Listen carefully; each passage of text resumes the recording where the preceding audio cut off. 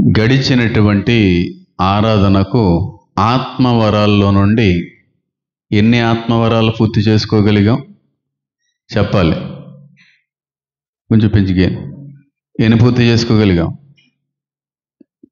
17 ఆత్మీయ వరాల్ని పూర్తి చేసుకునేటువంటి మహాకృప దేవుడు మనందరి పట్ల కూడా అనుగ్రహించారు. అందును బట్టి నేను దేవుణ్ణి స్తుతించగలుగుతా ఉన్నాను. అయితే ఈ రోజున 18వ ఆత్మీయ వరం నాకు తెలిసి 17 అండి బాబు, నాకు పొరపాటు చేస్తున్నాను. 17 అయినాయి. ఈ రోజున 18వ ఆత్మీయ వరాన్ని జ్ఞాపకం చేసుకునేటువంటి కృప దేవుడు మనందరికి కూడా అనుగ్రహించాడు. ఈ వారం చాలా ప్రత్యేకమైన వారం అంటాను. ఆ వారాన్ని తెలియపరిచే దానికంటే కూడా ముందుగా ఒక మాటను మళ్ళీ జ్ఞాపకం చేసి ఆ వారాన్ని ప్రస్తావించుకునే ప్రయత్నం అయితే చేద్దాం. సంఘం అనేటువంటిది క్రీస్తు యొక్క శరీరము. సంఘ సభ్యులుగా ఉన్నవారందరూ కూడా ఆ శరీరంలో చెప్పాలి అవయవాలై ఉన్నారు అనే విషయాన్ని తెలియపరిచాను. శరీరం యొక్క క్షేమాభివృద్ధికై ఈ సంఘంలో ఉన్న ప్రతి అవయవం కూడా ఒక్కొక్క పని, ఒక్కొక్క బాధ్యత దేవుని మూలంగా పొందుకొని సంఘ సురక్షితం కొరకు లేదంటే శరీర క్షేమం కొరకు అవి పని చేస్తూ ఉండాలి అనే విషయాన్ని కూడా తెలియపరిచాను. అయితే ఈరోజు 18వ వరం మనం ముందు ధ్యానించుకున్నటువంటి గ్రంథాల్లో కనబడదు, కానీ మరో ప్రత్యేకమైన గ్రంథంలో ఈరోజు పరిశీలించడానికి దేవుడు కృప అందించబోతా ఉన్నాడు. ఈ వరానం గల పేరు అపోస్తులత్వము, లేదంటే అపోస్తులుగా దేవుడు కొందరిని ఎన్నుకుంటాడు. సంఘంలో కొంతమందిని అపోస్తులుగా దేవుడు ఏర్పరచుకుంటాడు అనేటువంటి మాట మీద పరిశీలించే ప్రయత్నం అయితే చేద్దాం. పాస్టర్ గారండి, అపోస్తులత్వము కూడా ఒక వరమేనండి? అపోస్తులు అనేటువంటి వారు కూడా సంఘంలో ఈనాటికే ఉంటారా అని అంటే వాక్యంలో ఉన్నటువంటి ఒక సత్యాన్ని జ్ఞాపకం చేసుకుని దాన్ని బట్టి ముందుకు వెళ్ళే ప్రయత్నం అయితే చేద్దాం. ఎఫెసీయులకు రాసినటువంటి పత్రిక, రోమీయులకు రాసిన పత్రిక అయిపోయింది. అక్కడున్న వరాల జాబితాన్ని పూర్తి చేసుకున్నాం. ఈ రోజున మరొక నూతనమైనటువంటి గ్రంథంలో ఉన్నటువంటి కొద్ది వరాలని పరిశీలించుకునే ప్రయత్నిద్దాం. క్రిస్మస్ ఆరాధనకు ముందు వచ్చేటువంటి ఆరాధనకి అంటే బహుశా ఆదివారానికి ఆత్మవరాలు అనేటువంటివి పూర్తి కానున్నాయి. కాబట్టి ఈ విషయాన్ని జ్ఞాపకం చేసుకోవాలి. ఎఫెసీయులకు రాసినటువంటి పత్రిక 4వ అధ్యాయము 13వ లేదంటే 12వ వచనం నుంచి కన్నా మనం పరిశీలన చేసినట్టయితే అక్కడ కూడా కొన్ని ఆత్మ సంబంధమైన వరాలు సంఘస్థుల్లో లేదంటే సంఘంలో దేవుడు కొందరిని ఏర్పరచుకొని ఇచ్చేటువంటి బాధ్యతలు అక్కడ మనకు కనబడుతున్నాయి. నేను చదువుతాను, మీరు పరిశీలించేటువంటి ప్రయత్నం అయితే చేయండి. మనమందరము విశ్వాస విషయములోను దేవుని కుమారుని గురించిన జ్ఞాన విషయములోను ఏకత్వము పొంది సంపూర్ణ పురుషులకు వరకు అనగా క్రీస్తునకు కలిగిన సంపూర్ణతకు సమానమైన సంపూర్ణత గలవారమగు వరకు ఆయన ఎలాగూ నియమించాను. ఎలాగూ నియమించాడు అనేది 13వ విషయంలో కనబడతాం. చూడండి, పరిశుద్ధులు సంపూర్ణులగునట్లు. పరిశుద్ధులు అనగా పరిశుద్ధుడైన యేసుక్రీస్తు వారిని అంగీకరించిన మనం అందరం కూడా దేవుని దృష్టిలో పరిశుద్ధులమే. పరిశుద్ధులు సంపూర్ణులగునట్లు క్రీస్తు శరీరము క్షేమాభివృద్ధి చెందుటకై, చాలా క్లియర్గా రాయబడతా ఉంది చూడండి, క్రీస్తు శరీరము క్షేమాభివృద్ధి పొందుటకై. ఎవరు క్రీస్తు శరీరం? మనం సంఘంలో అందులో ఉన్న వారందరూ కూడా క్రీస్తు శరీరమే ఉన్నారు. క్షేమాభివృద్ధి కలుగుటకై చెందుటకును పరిచర్య ధర్మము జరుగుటకును ఆయన కొందరిని అని చెప్పి ఎవరెవరిని అనే మాట కనబడతాం. చూడండి, అపోస్తులుగాను అనేటువంటి మాట ఆ చోట కనబడతా ఉంది. అందరినీ అపోస్తులుగానే ఆయన నియమించుకున్నట్టుగా రాయబడలేదు, కానీ ఆయన శరీరంగా ఉన్నటువంటి పిలువబడుతున్న సంఘంలో దేవుడు కొందరిని అపోస్తులుగా ఏం చేశారంట?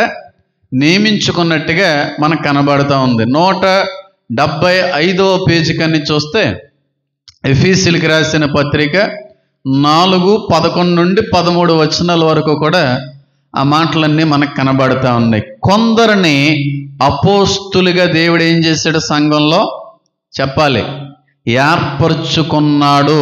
దేని కొరకు ఏర్పరచుకున్నాడు అని అంటే సంఘం యొక్క క్షేమాభివృద్ధి కొరకై, క్రీస్తు శరీరం యొక్క క్షేమమునకై దేవుడు కొందరికి ఇచ్చేటువంటి తలాంతే అపోస్తులుగా లేదంటే అపోస్తులత్వము అనేటువంటి మాట కూడా ఉపయోగించడంలో అర్థం ఉంది. నేను ఎప్పుడూ కూడా చెప్తా ఉన్నాను చూడండి, దేవుడు అందరినీ ఒకే రకంగా వాడుకోడు. నన్ను ఒక రకంగా వాడుకుంటాడు, ప్రసన్న గారిని ఒక రకంగా వాడుకుంటాడు, నూతనను ఒక రకంగా వాడుకుంటాడు, కిరణ్ పాల్ని ఒక రకంగా వాడుకుంటాడు, లూదీ గారిని ఒక రకంగా వాడుకుంటారు. అలాగా ఒక్కొక్కరిని ఒక్కో రకంగా వాడుకుంటాడు. అందరినీ ఒకే విధంగా వాడుకోవాలంటే అది ఏ విధంగా కూడా జరిగేటువంటి పరిస్థితి కాదని అంటాను.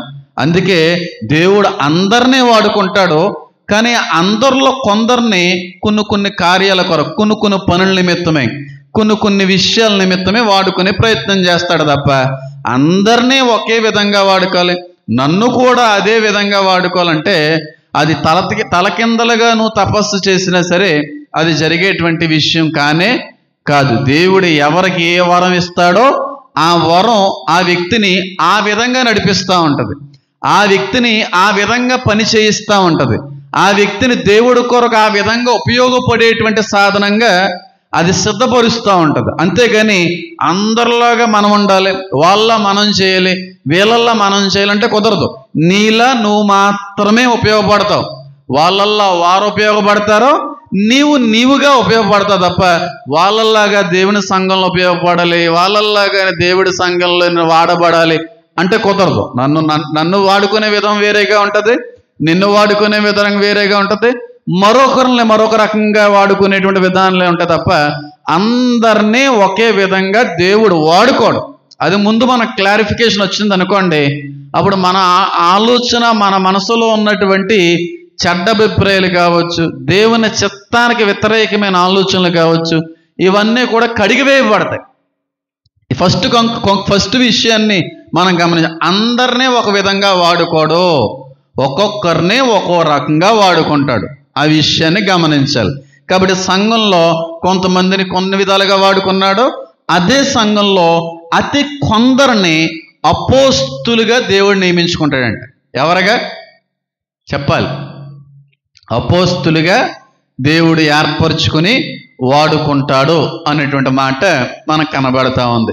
అసలు అపోస్తులు లేదంటే ఆది అపోస్తులు లేదంటే అపోజల్స్ అనేటువంటి మాట వినడము లేదంటే ఒకానొక సమయంలో విన్నాను తప్ప నేను ఎప్పుడో కూడా చూసింది ఇంకోటి జరిగినవి అయితే ఏం లేదు. ఎప్పుడో కూడా అపోస్తుల కొరకు వినడం, చదవడమే తప్ప ఎప్పుడు చూసిన అనుభవాలు నాకైతే లేవు. నా చిన్నతనం నుంచి కూడా అపోస్తులు అంటే క్రీస్తు వెంట నడిచిన వారు, క్రీస్తు మూలంగా ఎన్నుకోబడిన వారు, క్రీస్తు మూలంగా పిలవబడిన వారందరూ కూడా 12 మంది అపోస్తులు అనేటువంటి మాట చిన్నతనం నుంచి చాలాసార్లు వినే ఉంటాం. అపోస్తులు అంటే వీరే, అపోస్తులు అంటే దేవుని వెనకాల నడిచిన వాళ్ళు అనే ఆలోచన ఉండేది. కానీ ఈ మధ్యన ఎక్కువగా వినబడుతుంది ఏంటంటే అపోస్తులు అనేటువంటి వారు బైబిల్కి మాత్రమే పరిమితం అయిపోలేదు, మేము కూడా అపోస్తులమే అన్నట్టుగా కొంతమంది పాస్టర్లలో పేరుకు ముందు అపోస్తులు అనేటువంటి లింక్ని యాడ్ చేస్తున్నారు, బిరుదుని యాడ్ చేసుకుంటున్నారు, ట్యాగ్ని యాడ్ చేసుకుంటున్నారు. పేర్లు చెప్తే బాగోదు, కొంతమంది ఉన్నారులే, అపోస్తుల్ కుమార్ గారు, అపోస్తుల్ రంజిత్ గారు, అపోస్తుల్ ఎక్స్ గారు, అపోస్తుల్ వై గారు అని చెప్పి ఈ మధ్య కాలంలో పాస్టర్లో వాళ్ళ పేరు ముందు అపోస్తులు అనేటువంటి పేరుని యాడ్ చేసుకుంటున్నారు. మీరు ఎప్పుడన్నా గమనించారా? ఎప్పుడన్నా విన్నారా? అంటే పేర్లు చెప్తే చూసేటువంటి వాళ్ళకే అది కొంచెం ఇబ్బందిగా ఉంటుంది కానీ నేను చెప్పట్లేదు. కానీ మన పరిసర ప్రాంత ప్రజలు కొంచెం దూరంలో కూడా ఇలా పేర్లు పెట్టుకునే పిలిపించుకునేటువంటి సేవకులు కూడా ఉన్నారు. అపోస్తులు కుమార్ గారు, అపోస్తులు మీరు పెట్టుకోండి, మీకు ఐడియా వస్తే మీకు అర్థమైపోవాలి. నాకు తెలియక అడుగుతున్నాను, అసలు అపోస్తులు అంటే ఎవరో తెలిసి పెట్టుకున్నారా ఈ పేరు, లేకపోతే తెలియకే ఈ బిరుదుని, ఈ ట్యాగ్ని సేవకుల యొక్క పేరుకి యాడ్ చేస్తున్నాను నాకు తెలియదు. కానీ చాలామంది ఈ మధ్యకాలంలో అపోస్తులని చెప్పి సేవకుల ముందు పేరుకి లింక్ చేసుకుంటున్నారు. మేము విన్నామండి అన్న వాళ్ళు ఒకసారి చేతులు ఎత్తండి. అపోస్తులు అని చెప్పి పాస్టర్ గారి పేరు లింక్ చేసి మాట్లాడేటువంటి పిలిపించుకునే సేవకులు ఉన్నారండి. మేము విన్నామండి అన్న వాళ్ళు చేతులు ఎత్తండి సార్. ఎవరు చెప్పు చెప్పరా, ఇది వినపడదు నీకు, అందుకే నేను చెప్పమంటాను. చాలామంది ఉన్నారా అందులో ఒక వేరే, మీరు చెప్పండి. ఇంకా ఇంకే కుమారులు గిమారులు. అసలు అపోస్తులు అనేటువంటి పదం యొక్క అర్థం తెలిసే పెట్టుకున్నారా, తెలియకే పెట్టుకున్నారా నాకైతే తెలియదు. కానీ ఈ మధ్యకాలంలో ఫ్యాషన్ అయిపోయింది. అపోస్తుల పలానా పాస్టర్ గారు అని పెట్టుకుంటే పెద్ద పేరు, పెద్ద డిగ్నిటీ, పెద్ద గౌరవం ఏదన్నా వచ్చి పడుతుందనే ఉద్దేశంతో కొంతమంది పెట్టుకుంటున్నారా, లేకపోతే సరదా కోసం పెట్టుకుంటున్నారా నాకు తెలియదు. కానీ ఈ మధ్యన మాత్రం ఇది ఒక ఫ్యాషన్ ట్రెండ్గా క్రైస్తవ ప్రపంచంలో కొంత కనబడతా ఉందని అంటాను. తెలుగులో అయితే అపోస్తులు అని కనబడింది, ఇంగ్లీషులో అయితే అపోస్తల్స్ అనేటువంటి మాట కనబడుతుంది, గ్రీకులో అయితే అపోస్టలస్ అనేటువంటి మాట ఉపయోగించబడతా ఉంది. అసలు ఈ మూడింటికి గల ఏకార్థం ఏదన్నా ఉందంటే అంబాసిడర్స్ ఆఫ్ క్రైస్ట్ అని అర్థం, లేదంటే డెలిగేట్స్ ఆఫ్ క్రైస్ట్ అని అర్థం. అంటే క్రీస్తు యొక్క ఉత్తరవాదులు అనేటువంటి అర్థం ఇస్తా ఉంది. అంబాసిడర్స్ ఆఫ్ క్రైస్ట్ అన్న, మెసెంజర్స్ ఆఫ్ క్రైస్ట్ అన్న, డెలిగేట్స్ ఆఫ్ జీసస్ లేదంటే క్రైస్ట్ అయినా సరే అర్థాన్ని ఇచ్చే ఏకపదం ఏదన్నా ఉందంటే అపోజల్స్ అనేటువంటి మాట, అపోస్తులు అనేటువంటి పదం అన్నమాట. ఈ మాట చాలా మందికి తెలియక పెట్టేసుకుంటున్నారు అనుకుంటాను. కాబట్టి ఈ రోజున దాని యొక్క సంపూర్ణ వివరణ ఉన్న సమయంలో తెలియపరిచే ప్రయత్నం అయితే చేస్తాం. ఒకప్పుడు ఫ్యాషన్ ట్రెండ్ జరిగేది రెవరెండ్ అని, ఇది కూడా ఒకప్పుడు ఫ్యాషన్. ఏంటి అయ్యగారు రెవరెండ్ పెట్టుకోవాలని, లేకపోతే బిషప్ పెట్టుకోవాలని, లేకపోతే ఇంకోటి ఈ బిరుదులు మనుషులు తగిలించుకున్నాయే. దేవుని దృష్టిలో ఒకడే, ఎవరైనా సరే దేవుని యొక్క పాత్ర, దేవుని యొక్క శరీరమే ఉన్నారు తప్ప, అవయవమే ఉన్నారు తప్ప, ఇవన్నీ పెట్టుకున్నవన్నీ మనుషులే. పాస్టర్లని ఇలాగా పెట్టేసుకున్నారో వాళ్ళ గురించి మనం మాట్లాడి ఇంకొక వ్యక్తిని విమర్శించడం మంచిది కాదు, కానీ నేను మాట్లాడట్లేదు. కానీ delegates of Christ, ambassadors of Christ, delegates అనేటువంటి మాట చాలాసార్లు మనం బయట వింటూ ఉంటాం న్యూస్ ఛానల్స్లో. అది విన్నారా? విన్నామన్న వాళ్ళు ఒకసారి చేతులు ఎత్తండి. డెలిగేట్స్ అనేటువంటి మాట పలానా దేశం నుంచి భారతదేశానికి పలానా సంస్థకు సంబంధించిన డెలిగేట్స్ వచ్చారండి అనే మాట ఎక్కువగా మనం న్యూస్ ఛానల్స్లో వింటూ ఉంటాం. అమెరికాకి సంబంధించినటువంటి ఒక కంపెనీకి సంబంధించిన డెలిగేట్స్ మన రాష్ట్ర ముఖ్యమంత్రి వారితో కొన్ని మంతనాలు జరిపారండి అనే మాట వినబడతా ఉంటుంది. లేదంటే ఆస్ట్రేలియాకి సంబంధించినటువంటి కొంతమంది డెలిగేట్స్ మన దేశ ప్రధాని నరేంద్ర మోడీ గారితో కొన్ని చర్చలు చాలా సానుకూలంగా జరిగించారండి అనేటువంటి మాట మనకు కనబడుతూ ఉంటుంది. అసలు డెలిగేట్స్ అనేటువంటి వారు ఎవరో అనే మాటను తెలియపరిచి ముందుకెళ్తాను. ఎంతమందికి తెలుసో నాకు తెలియదు, కానీ వాడు మనిషా, దయ్యమా, లేకపోతే గ్రహాంతరవాసో నాకు ఈ రోజుకి కూడా తెలియదు. మనిషేనంటారా, గ్రహాంతరవాసి అంటారా, లేకపోతే ఆయన రాబోట్ అంటారా, లేకపోతే దయ్యం అంటారో కూడా నాకు ఈ రోజుకి కూడా సరైన అవగాహన ఆ వ్యక్తి మీద కనబడట్లేదు. ఆ వ్యక్తి పేరు ఎలన్ మస్క్. ఆయన అంతరిక్షంలో పరిశోధనలు చేస్తూ ఉంటారు.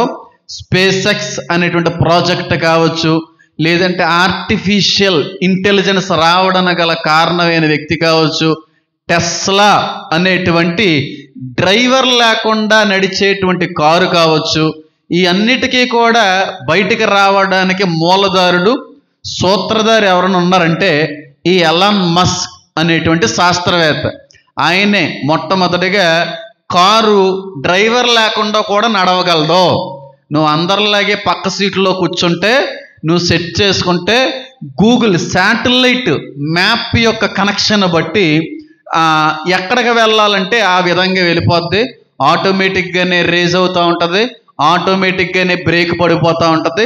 ఈ విధమైన కారు రావడానికి సూత్రధారి ఉన్నాడు.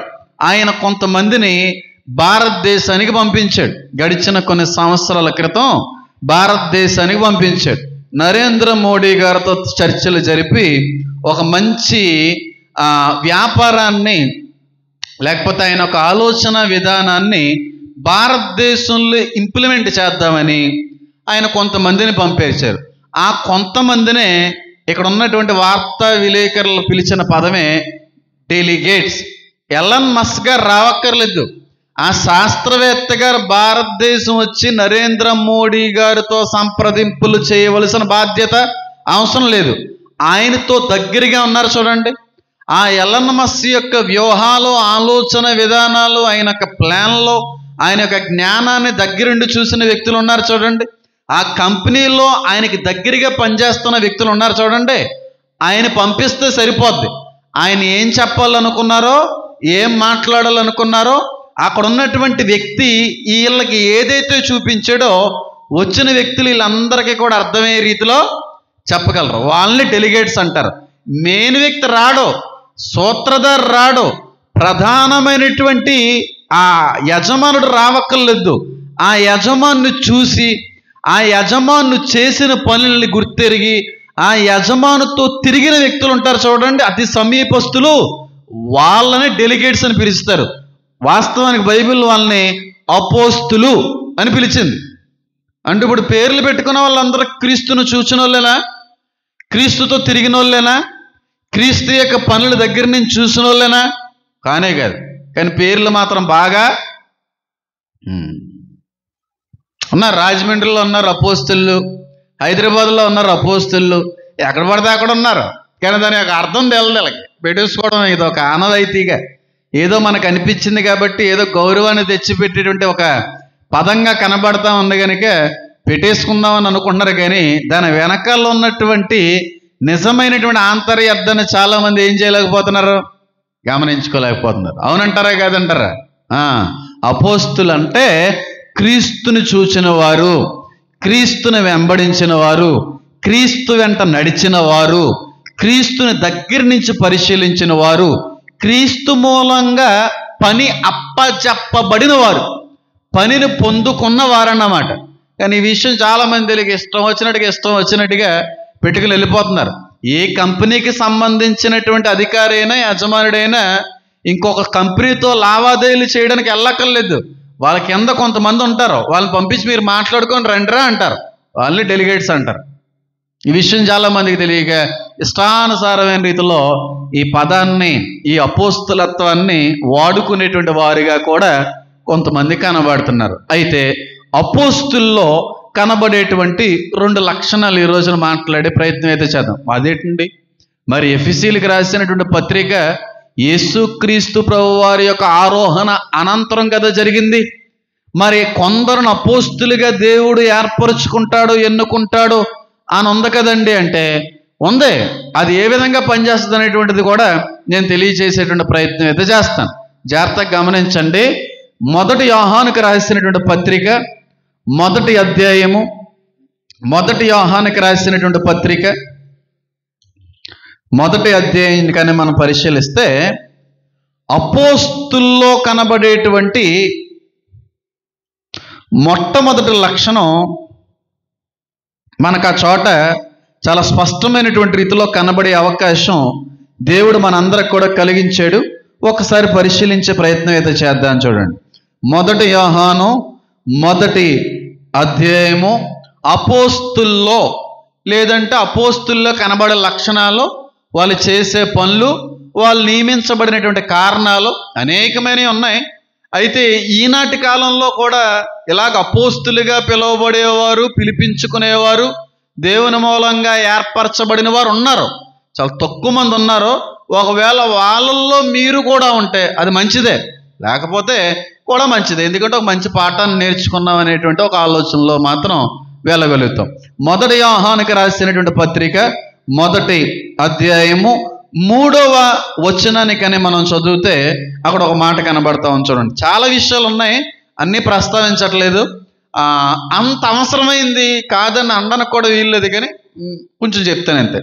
3వ వచనం, మాతో కూడా మీకును సహవాసము కలుగునట్లు మేము చూచిన దానిని వినిన దానిని మీకును కూడా ఏం చేస్తున్నాం, తెలియ చేయుచున్నాము. ఎవరు మాట్లాడుతున్నారు ఈ మాట?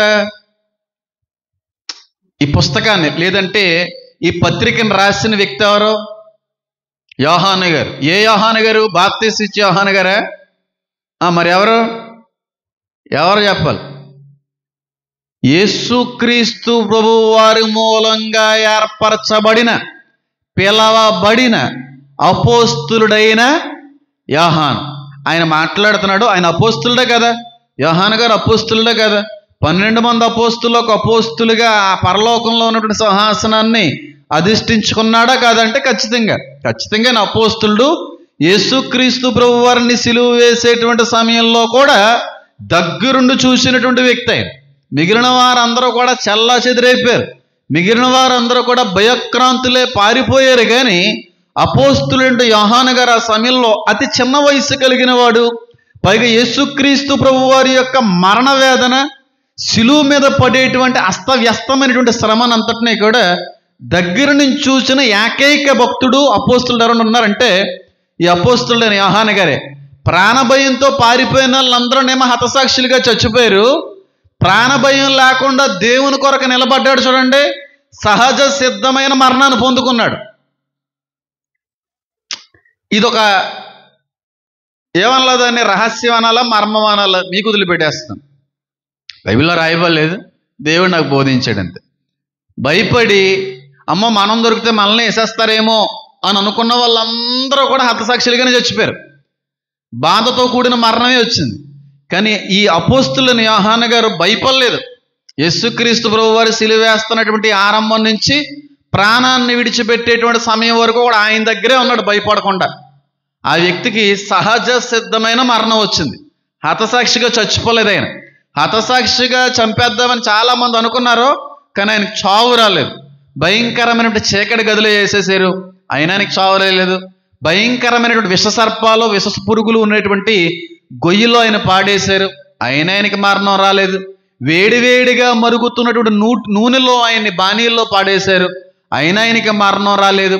అరటి చెట్టుకి కట్టేసి రంపంతో కోసే ప్రయత్నం చేశారు, అరటి చెట్టు తెగిపోయింది, కానీ ఆయన శరీరం మాత్రం గాయపరచబడలేదు.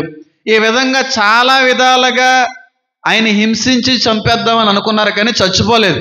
వీడు చచ్చిపోయేలా లేడురా బాబు అని చెప్పి పట్మాసు అనేటువంటి ఒక ద్వీపంలో పాడేశారు. అక్కడ ఎలాగ తిండి ఉండదో, నీరు ఉండదో, ఎలాగా చచ్చిపోతాడని చెప్పి అక్కడ వదిలేశారు. 18 నెలలు అంతా ఉండిపోయాడు అక్కడ. అయినా సరే అక్కడ ఆయనకి మరణం రాలేదు.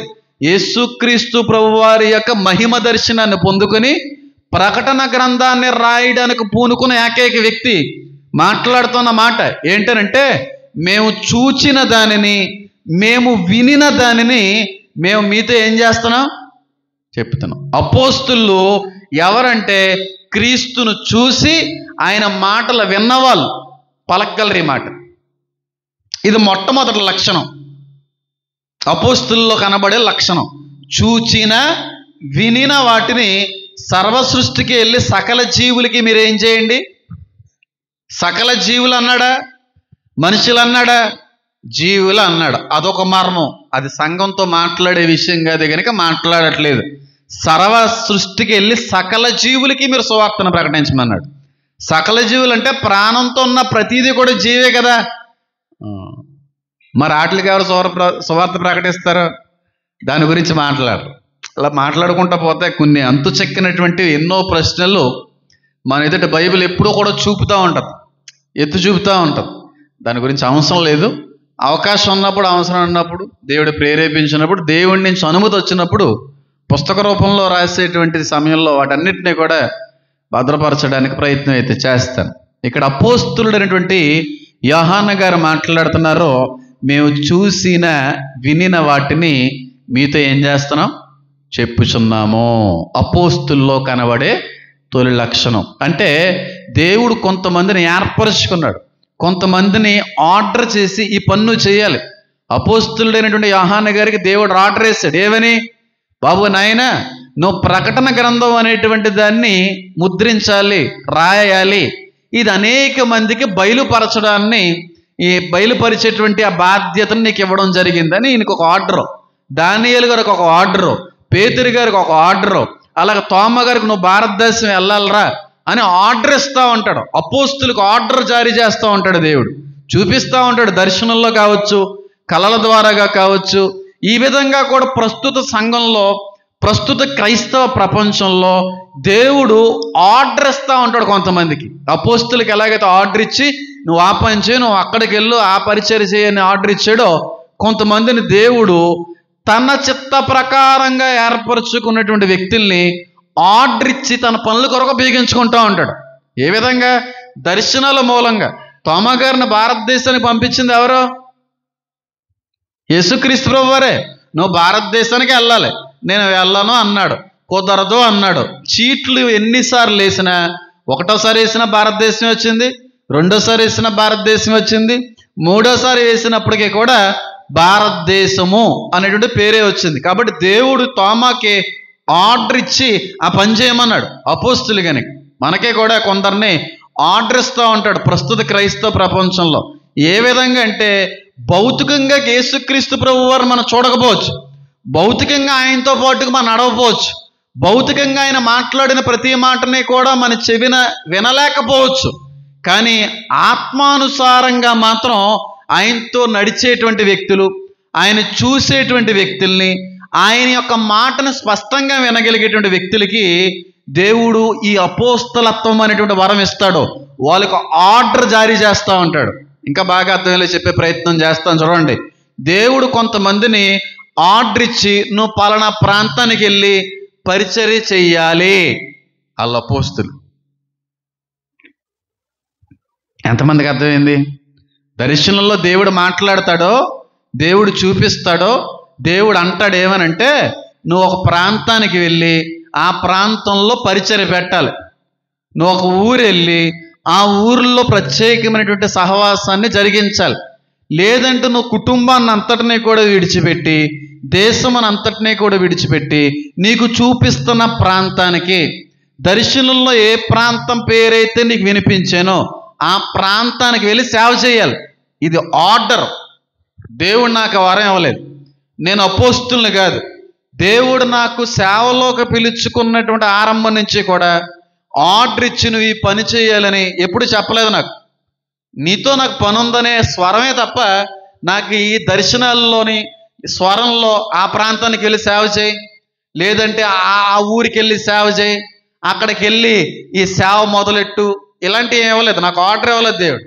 స్వయం దర్జాగా ధైర్యంగా చెప్పగలను, నేను అపోస్తుల్ని కాదు, నేను ఒక సేవకుని అంతే. ఎందుకంటే నాకు ఈ పని చెయ్యని దేవుడు ఏ బాధ్యత నాకు అప్పచెప్పలేదు.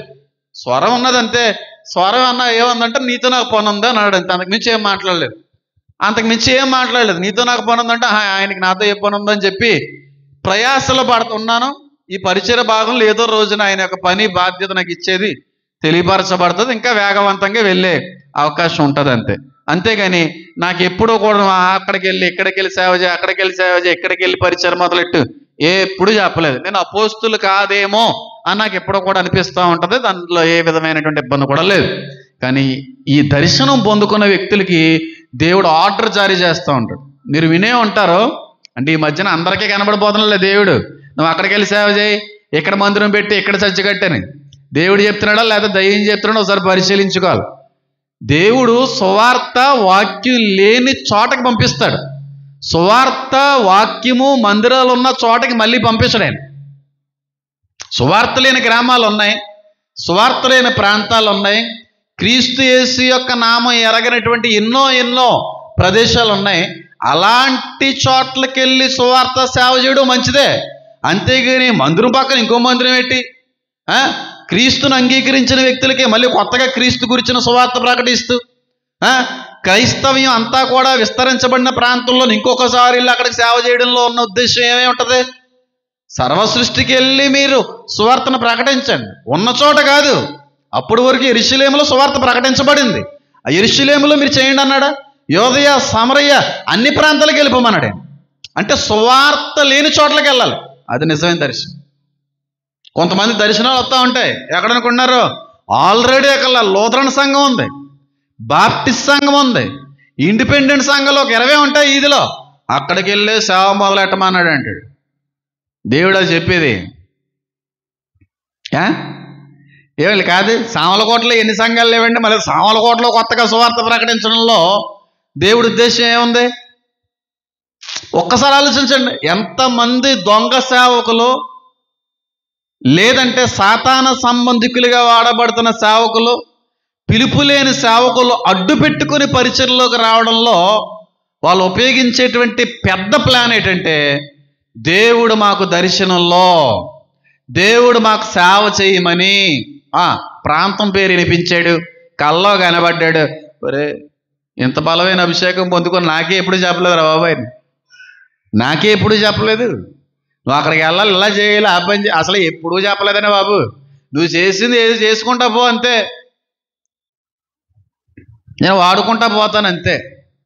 కానీ ఈ మధ్యన ఫ్యాషన్ అయిపోయిందా, లేకపోతే ప్లానా, సాతాను యొక్క పాత్రలో తెలియదు. కానీ సేవలోకి వచ్చిన వాళ్ళు అందరూ కూడా ఉపయోగించే మాట్లాడి తెలిసే. ఏమండి ఇక్కడ సేవలు మొదలెట్టారు, ఇక్కడికి వచ్చారనంటే దేవుడు దర్శనంలో చూపించడండి.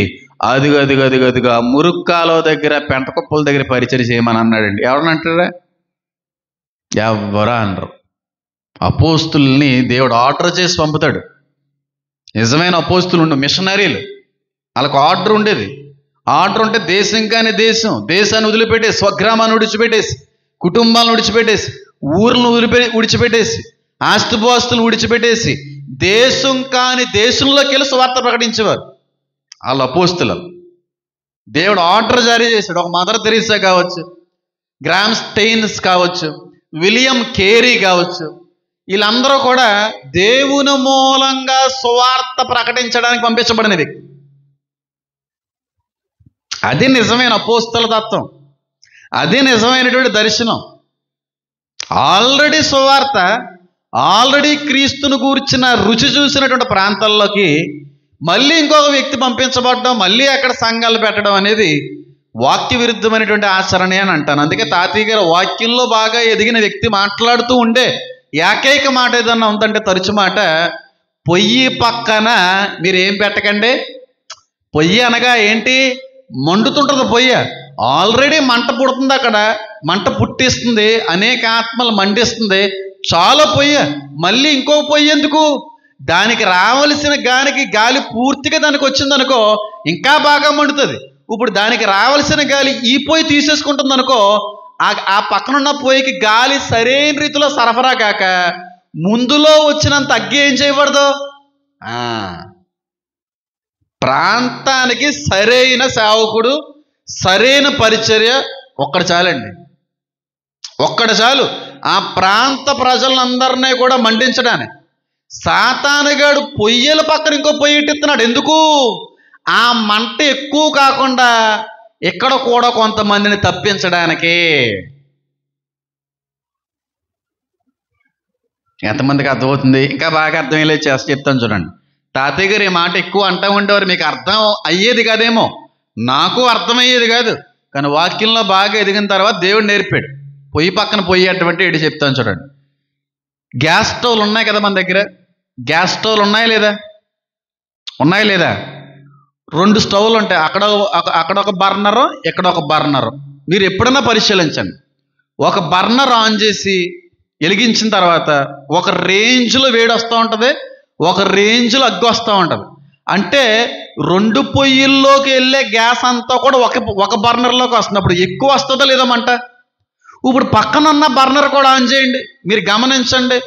ఎప్పటి వరకు ఉన్న మంట ఏమో తెలుసు, అక్కడ తగ్గుతుంది. ఎందుకంటే పూర్తిగా అక్కడ గ్యాస్ వెళ్దాం, రెండింటికి వెళ్తుంది కనుక కొంచెం తగ్గుతూ ఉంటుంది. ఇంకా బాగా అర్థమయ్యేలా చెప్తాను చూడండి. చిన్నప్పుడు మన పూర్వీకులు మట్టి పొయ్యిలు ఉపయోగిస్తూ ఉండేవారు. కొట్టం తీసుకుని ఊదుతూ ఉండాలి. మా అమ్మమ్మ గారు తెగ ఊదించేసేవారు. నాకు వేడి నీళ్ళు కాసుకోవడం అనేది గ్యాస్ పొయ్యిల మీద ఉండేది కాదు.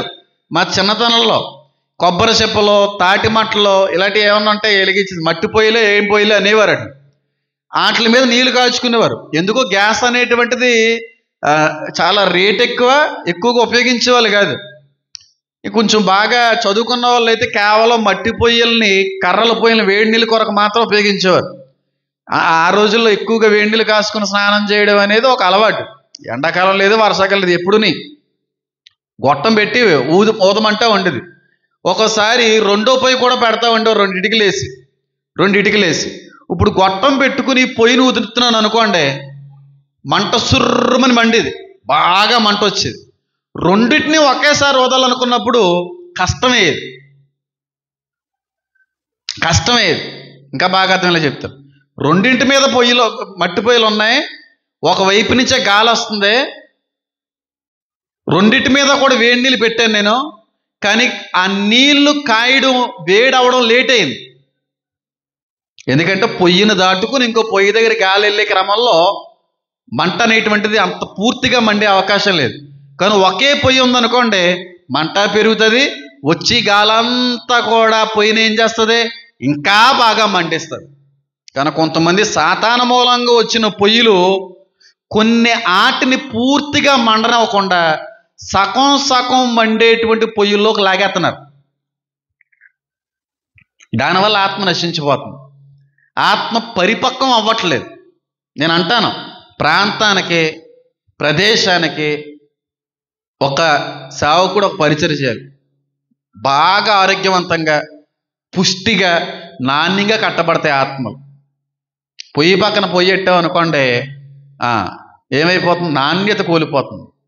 ఇదే వేడి వేరే పరిచయలు ఉండకపోవచ్చు, ఇదే వాక్యం వేరే పరిచయలు ఉండకపోవచ్చు. ఇప్పుడు ఒకే పరిచయం ఉందనుకోండి, అన్ని ఆత్మలు ఇక్కడే ఏకీభవిస్తాయి కనుక ఇక్కడ మండుతాయి. ఇంకో పొయ్యి ఉందనుకోండి, అక్కడికి వెళ్ళి అక్కడికి వెళ్తే ఇంత శక్తివంతమైన నాణ్యమైన వాక్యం లేనప్పుడు ఎక్కడ మండే అంతగా అక్కడ మండకపోవచ్చు. కానీ దేవుడు ప్రతి ఒక్కరిని కూడా ఆత్మలో మండించాలని ఉద్దేశం అయింది. అందుకని అంటాడు, ఆత్మని ఏం చేయకండి, మీరు ఆర్పకండి, మండించే పరిచర్లోకే వెళ్ళమంటాను నేను. మండేటువంటి సేవకుడి యొక్క వాక్యమే వినాలంటాను. వాక్యాన్ని బట్టి హృదయంలో ఏర్పడే మంటతో కూడినటువంటి పరిచర్లోకే వెళ్ళాలంటాను. మంట పుట్టట్లేదంటే నిజమైన పొయ్యి పక్కన దొంగ పొయ్యి పెట్టబడిందని అర్థం.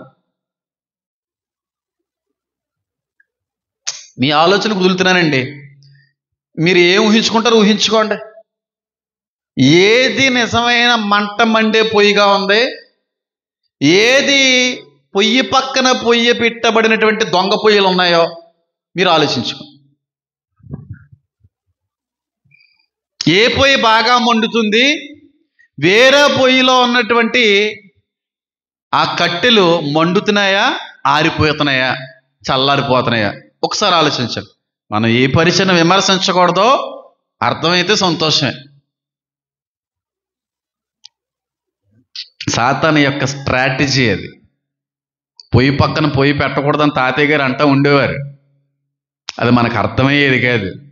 ఒకటే ఉందనుకో, బాగా మండుతుందమ్మా, బాగా మండుతుంది, అన్ని ఆత్మలు అక్కడికే వెళ్తాయి. ఈ మండుతున్నటువంటి పొయ్యి దగ్గర ఇంకో చిన్న పొయ్యి ఎడతా ఉంటారు. కొన్ని ఆత్మలు ఆ విధంగా తప్పించబడి ఆత్మలు ఏమైపోతుంటాయి, వాక్యం సరైన విధంగా లేక ఆరిపోతూ ఉంటాయి, నిస్సత్వం అయిపోతూ ఉంటాయి.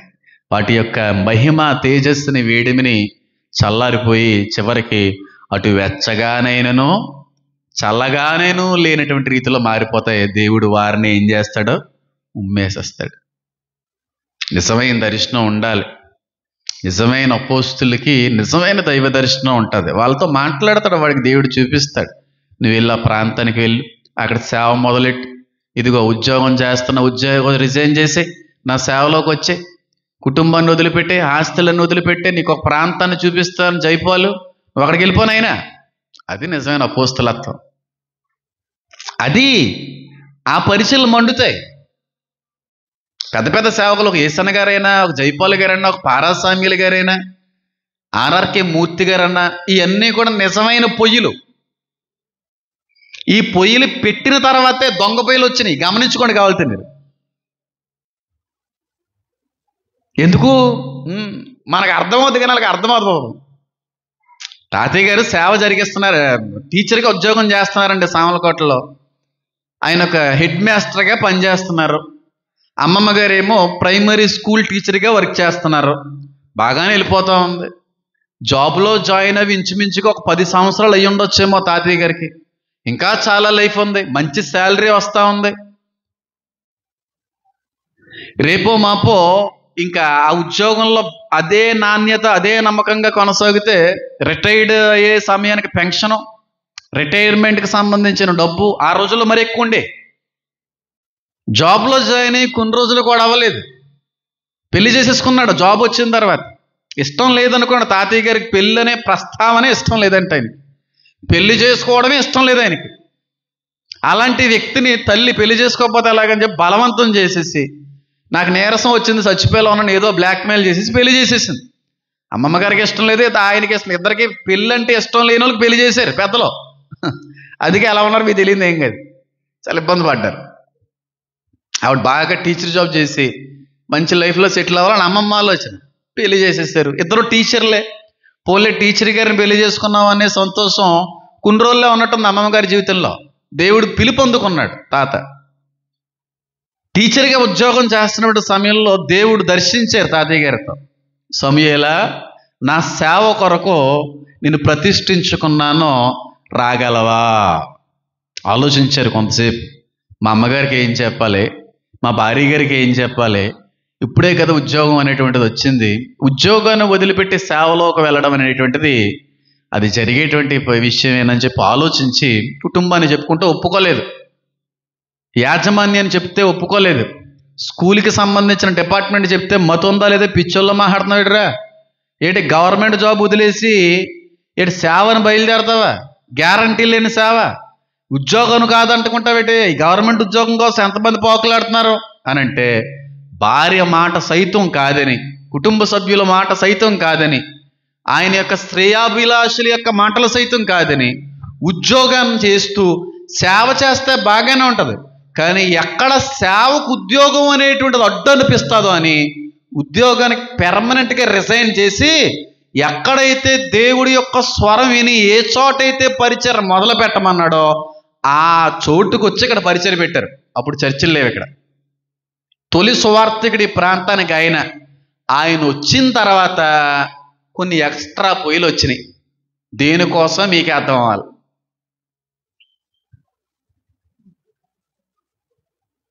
నిజమైన సేవకుడు కాబట్టే ఉద్యోగానికి ఏం చేశాడు, రిజైన్ చేశాడు. ఎలీషాలాగా ఎక్కడ మళ్ళీ నాకు గుర్తొచ్చి ఆ ఎడ్ల దగ్గరికి వెళ్ళి మళ్ళీ వ్యవసాయం చేస్తానేమో అని ఎడ్లు లేకుండా తునకలు చేసేసాడు ఎలీషా.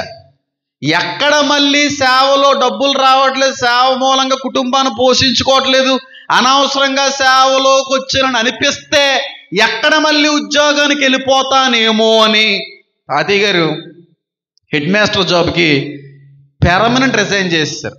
అది నిజమైన భక్తి, అది నిజమైన అపోస్తులత్వం. కానీ ఎక్కడ తాతయ్య గారు అపోస్తులు పారా సామ్యూయల్ అని రాయించుకోలేదు, రిజైన్ చేశారు. చాలా గొడవలేని, చాలా మనస్పర్ధలు వచ్చినాయి. ఒక్క కాలు మీదే ముగ్గురు పిల్లల్ని పెంచి పోషించడం కష్టతరమైంది అమ్మమ్మ గారికి. అందుకే ఆవిడ యొక్క బాధలో నిజం ఉంది, ఆవిడ బాధ నిజమైంది, ఆవిడ సమస్య నిజమైంది. ఏడ్చిన చివరి వరకు కూడా నేను ఏం సుఖపడ్డాను, ఒక్క కాలు మీద నేను కుటుంబాలన్నీ పోషించుకుంటూ వచ్చానే అని ఆవిడ ఏడవడంలో కూడా అర్థం ఉంది. చాలా కష్టాలు అనిపించింది ఆవిడ. తాతయ్య గారికి దేవుడు మాట్లాడి స్వరం ఇచ్చి ఎక్కడా లేనట్టుగా అటేపు వెళ్ళిపోతే బోల్డ్ మంది ఉన్నారు కదా, అటేపు వెళ్ళిపోతే ఇంకోళ్ళు ఉన్నారు కదా, మొత్తం సమూహం అంతా వచ్చేది కదా, అయ్యి బాబు నువ్వు వస్తున్నావు అంటే ఇంకేం కావాలరా, వద్దు. దేవుడు ఎక్కడికి వెళ్ళమన్నాడు అక్కడికే.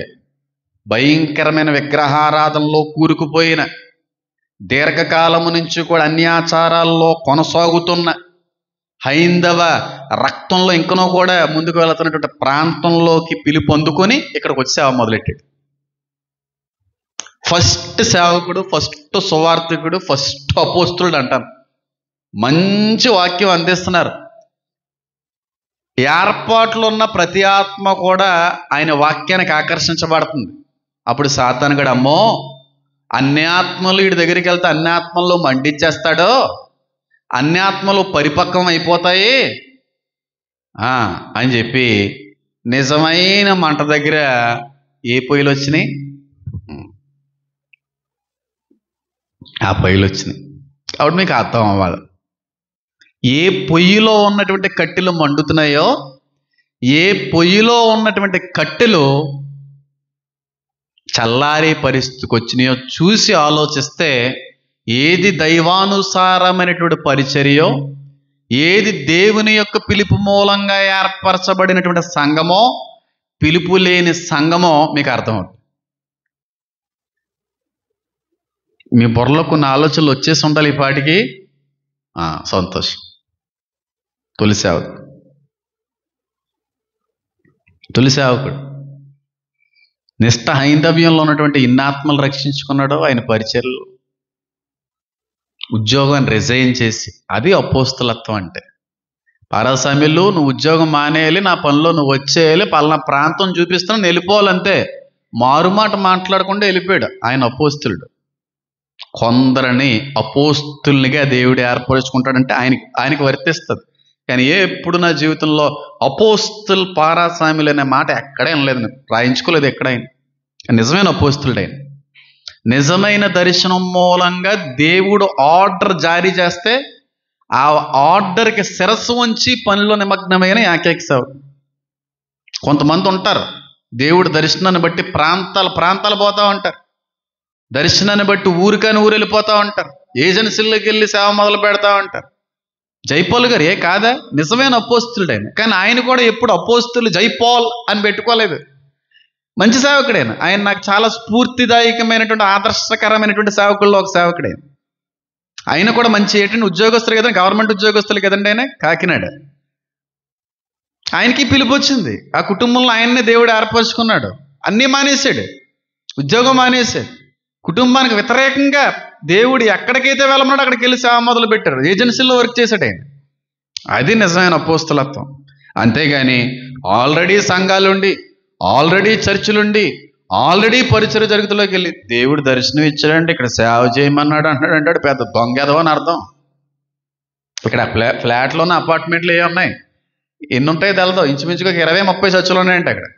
మళ్ళీ కొత్త పాస్టర్లు అందరూ అక్కడికి వెళ్తున్నారు. మళ్ళీని దేవుడు సేవ చేయమన్నాడంట. అపార్ట్మెంట్లో పాస్టర్లు తక్కువైపోయారని, చర్చిలు తక్కువైపోయినాయని ఇంకా అమ్మన్న అపార్ట్మెంట్లు అంతా కూడా పాస్టర్లో చర్చలు చేసేద్దాం అనుకుంటారేమో. సరిపోవా 20 ఏకంగా 20-25 ఉన్నాయి. ఎంతమంది పిలుపులేని సేవకులు అక్కడ పరిచయం చేస్తున్నారు. మండాలమ్మా, ఆత్మ మండాలి, ఈ వ్యక్తి మండాలి, 4 ఆత్మలు మండించాలి. నిజమైన అగ్గు ఉంటే కట్టి మండుతుందా లేదా? నిజమైన అగ్గు లేదనుకోండి, పెట్రోల్ వేసిన అగ్గు అనుకోండి, కిరసనాయిల్ వేసిన అగ్గు అనుకోండి, మండుతుంది, మళ్ళీ వెంటనే అయిపోద్ది. సహసిద్ధంగా ఏర్పరచబడినటువంటి మంట అనుకోండి, అది ఆగదు, గాలి వస్తూనే ఉంటుంది, పొయ్యి మండుతూనే ఉంటుంది. చాలా మందికి తెలియక మంట లేని, ఏర్పాటు లేని పొయ్యిలకు వెళ్తూ ఉంటాయి కట్లు. పాపం తాతగారు బాధపడేవారు. ఎందుకు ఆల్రెడీ ఇక్కడ మంట పడుతున్నాడు, మళ్ళీ సంఘం పక్కన సంఘం ఎందుకండి? దేవుడు పంపించాడా? మరి నిన్ను పంపిస్తే ఆయనకంటే నీకంటే ముందు ఆయన ఎందుకు పంపించాడు? అంటే ఆయన దేవుడు పంపించలేదన్నమాట. ఆయనన్నా పంపించుకుపోయి ఉండాలి, నిన్నన్నా పంపించుకుపోయి ఉండాలి, ఎవరో ఒకరిని పంపించి ఉండాలి. అంతే కదరా, లాజిక్ ఏం కాదు, వాక్యానుసారంగానే మాట్లాడుతున్నాను నేను. ఆ విధంగా ఉన్నాయి పరిచయాలు, ఆ విధంగా తగలబడ్డాయి. విశ్వాసులు వాక్యాన్ని బాగా చదవలేక ఎవరు దేవుని మూలంగా వచ్చిన సేవకులు, ఎవరు పిలుపున్న సేవకులు, పిలుపు లేని సేవకులు ఎవరో తెలుసుకోలేకపోతున్నారు. ఏదైతే ఏముందండి, ఏదైనా చర్చే కదండి, ఏదైనా వాక్యమే కదండి, ఎక్కడికి వెళ్ళినా అదే వాక్యం కదండి అని వెళ్తున్నారు. కానీ ఉండవలసిన వాక్యం ఉండట్లేదు అక్కడ. నా మాట ఎలాంటిది కాదంట, అగ్ని వంటిది కాదా, బండలను బ్రద్దలు కొట్టు సుత్తి వంటిది కాదా. బండలంటే హృదయాలు బ్రద్దలైపోతుండాలి. నిజమైన స్వచ్ఛమైన వాక్యం అంటే ఏ రోజు సంతోషించడానికి అవకాశం ఉంటుంది. రోజు బాధే, ఎప్పుడు వెళ్ళినా సరే ఖండించే వాక్యమే ఉంటుంది అక్కడ. మంట పుట్టించే వాక్యం ఉంటుంది. అది దేవుని యొక్క మాట, దేవుని యొక్క వాక్యం. హృదయంలో మంట పుట్టట్లేదంటే, హృదయం బ్రద్దలు కావట్లేదంటే, ఖండించబడట్లేదంటే, హెచ్చరించబడట్లేదంటే, సవరించబడట్లేదంటే, నా హృదయానికి గాయం కలగట్లేదంటే ఆ చోట దేవుని వాక్యం లేనే లేదు. క్రీమ్ ఉంది, దేందల గారు క్రీమ్ ఉండదు దేవుని వాక్యంలో, మంటే ఉంటుంది. మంట ఉందనుకోండి, క్రీమ్ ఏమైపోద్ది? కరిగిపోద్ది. అవి నచ్చవు కొంతమందికి. క్రీమ్ పని పరిచయాలు ఎంత ఇష్టమో. క్రీమ్ పోతున్నారండి ఈ మధ్యన పాస్టర్ గారు. నేను చీరలు ఇస్తాను, నా దగ్గరికి వస్తే, లేకపోతే నెలకు వచ్చేటప్పటికి 500 ఇల్లు. అయ్యి బాబు, నేను చాలా దుఃఖపడ్డాను, చాలా విచారించాను. ఎలా అంటే ఆ ఎదురుకుంటున్న చర్చిలో వృద్ధ స్త్రీలందరికీ, లేదంటే విధవరాళ్ళందరికీ ఆ ఎదురు చర్చిగా ఉన్న పాస్టర్ గారు నెలకు వచ్చేటప్పుడు 500 1000 రూపాయలు ఎత్తున్నాడంట. ఈ పాస్టర్ గారు తెలిసిపోయింది, ఆడు 1000 రూపాయలు ఎత్తుంటే మనం 1100 ఇవ్వాలని. ఈ చర్చిలో ఉన్న విధవరాలు 1100 ఎత్తున్నాడు. ఆ చర్చిలో ఉన్న వాళ్ళు కనిపించింది, ఎక్కడైతే 1000 రూపాయలు అక్కడ 1100 ఎత్తాయని చెప్పి అక్కడ ఉన్న గోర్రెలన్నీ ఇక్కడికి వచ్చేస్తున్నాయంట. ఎంత దారుణంగా చేస్తున్నారంటే అంత దారుణంగా చేస్తున్నారండి. అది చాలా మందికి తెలియక పాస్టర్ గారు చాలా మంచోళ్ళండి. విధవరాలకి వెయ్యేసి ఇస్తూ ఉంటాడండి. గడిది గుడ్డేం కాదు, నీ ఫోటోలు తీసి అక్కడ పంపుతాడు. ఆడికి అక్కడి నుంచి 1,00,000 వస్తుంది. నీకు 10,000 ఇస్తాడో 90,000 ఆడు దాచుకుంటాడు. ఎర్రి గొర్రెలారా. అందుకే గొర్రెలు అన్నాడు. ఏసై మమ్మల్ని గొర్రెలు అన్నా, రాధా మనోహర్ దాస్ గొర్రెలు అన్నా తప్పేం లేదు. గొర్రెలే మీరు, వాక్యం ఎరగని గొర్రెలు, కొండ గొర్రెలు మీరు. ఆడికి 1,00,000 వస్తుంది, 10,000 అలా ఖర్చు పెడుతున్నాడు. మీ దగ్గర మంచి సంపాదించుకుంటున్నాడు, సూపర్ పాస్టర్ అంటున్నాడు, 90,000 దాచుకుంటున్నాడు. అది తెలియదు చాలా మందికి. నేను విన్నా, తాతయ్య గారితో నడిచిన వ్యక్తులు సైతం ఇలాంటి అనుభవాలు కలిగి ఉన్నారంట. సేవకులుగా పిలువబడుతున్నారు ఈ మధ్యన. విధవరాలను డైరెక్ట్ 500 అవి ఇస్తుంటాడంట. అది ట్యాప్ చేయడం వాళ్ళకి, ట్రాప్ చేసేయడం అంతా. అది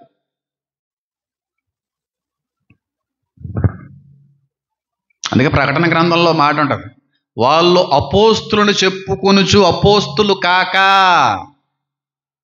అపోస్తులుగా చెప్పుకుంటున్నారు కానీ వాళ్ళు అపోస్తులు కాదు, దొంగ పోస్తులు, దొంగ సేవకులు, నిజమైన దర్శనం లేనటువంటి వ్యక్తులు వీళ్ళు అని దేవుడు మాట్లాడతాడు.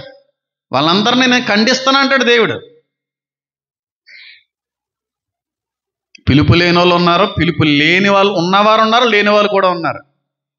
పిలుపు ఉన్నటువంటి వాళ్ళకి సేవ చేయాలన్న ఆలోచన ఉండదు. నేను ఎప్పుడో చెప్పాను, బైబిల్ అంతట్లో మీరు ఎక్కడ పరిశీలించినా నిజంగా దేవుని మూలంగా పిలువబడినటువంటి సేవకుడైతే జీవితంలో దేవుడు పిలుచుకునేంత వరకు సేవ చేయాలి అనే ఆశ, ఆలోచన ఉండదు. అలాంటి వాళ్ళని పిలుచుకుంటే ఎక్కడన్నా చూసుకోండి. ఒక దానియేలుని కావచ్చు, ఒక దావీదుని కావచ్చు, ఒక మోషేని కావచ్చు, ఒక అబ్రహాముని కావచ్చు, ఒక పేతురుని కావచ్చు, ఒక యాకోబుని కావచ్చు. వాళ్ళ పనిలో వాళ్ళు నిమగ్నం అయిపోయారు అంతే. ఎలీషాని కావచ్చు. సేవ చెయ్యాలి అనుకున్న వాళ్ళు కదా, ఏ ఆలోచన లేని వాళ్ళని పిలుచుకుంటాడు ఆయన. అది నిజమైన సేవ. ఇదే పెద్ద రుజువు. మీరు ఎక్కడన్నా పరిశీలించుకోండి. తాతయ్య గారు, జైపాల్ గారు, ఏసన్న గారు, వాళ్ళ సేవ మీద ఆలోచన ఏం లేదే.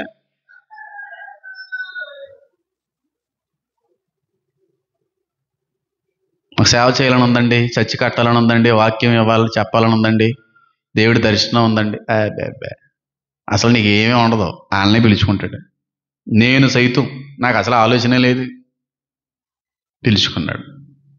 ఇది నిజమైన స్వచ్ఛమైన సేవకుల్లో కనబడే లక్షణం, అపోస్తులుడి యొక్క లక్షణం. వాళ్ళకి దేవుడి నుంచి దర్శనం ఉంటుంది, దేవుడి నుంచి ఆర్డర్ జారీ చేయబడుతుంది. నువ్వు అక్కడికి వెళ్ళాలి, అక్కడికి వెళ్ళి సేవ చేయాలి, అక్కడికి వెళ్ళి వాక్యాన్ని అందించాలి, అక్కడికి వెళ్ళి నువ్వు మందిరం కట్టాలి.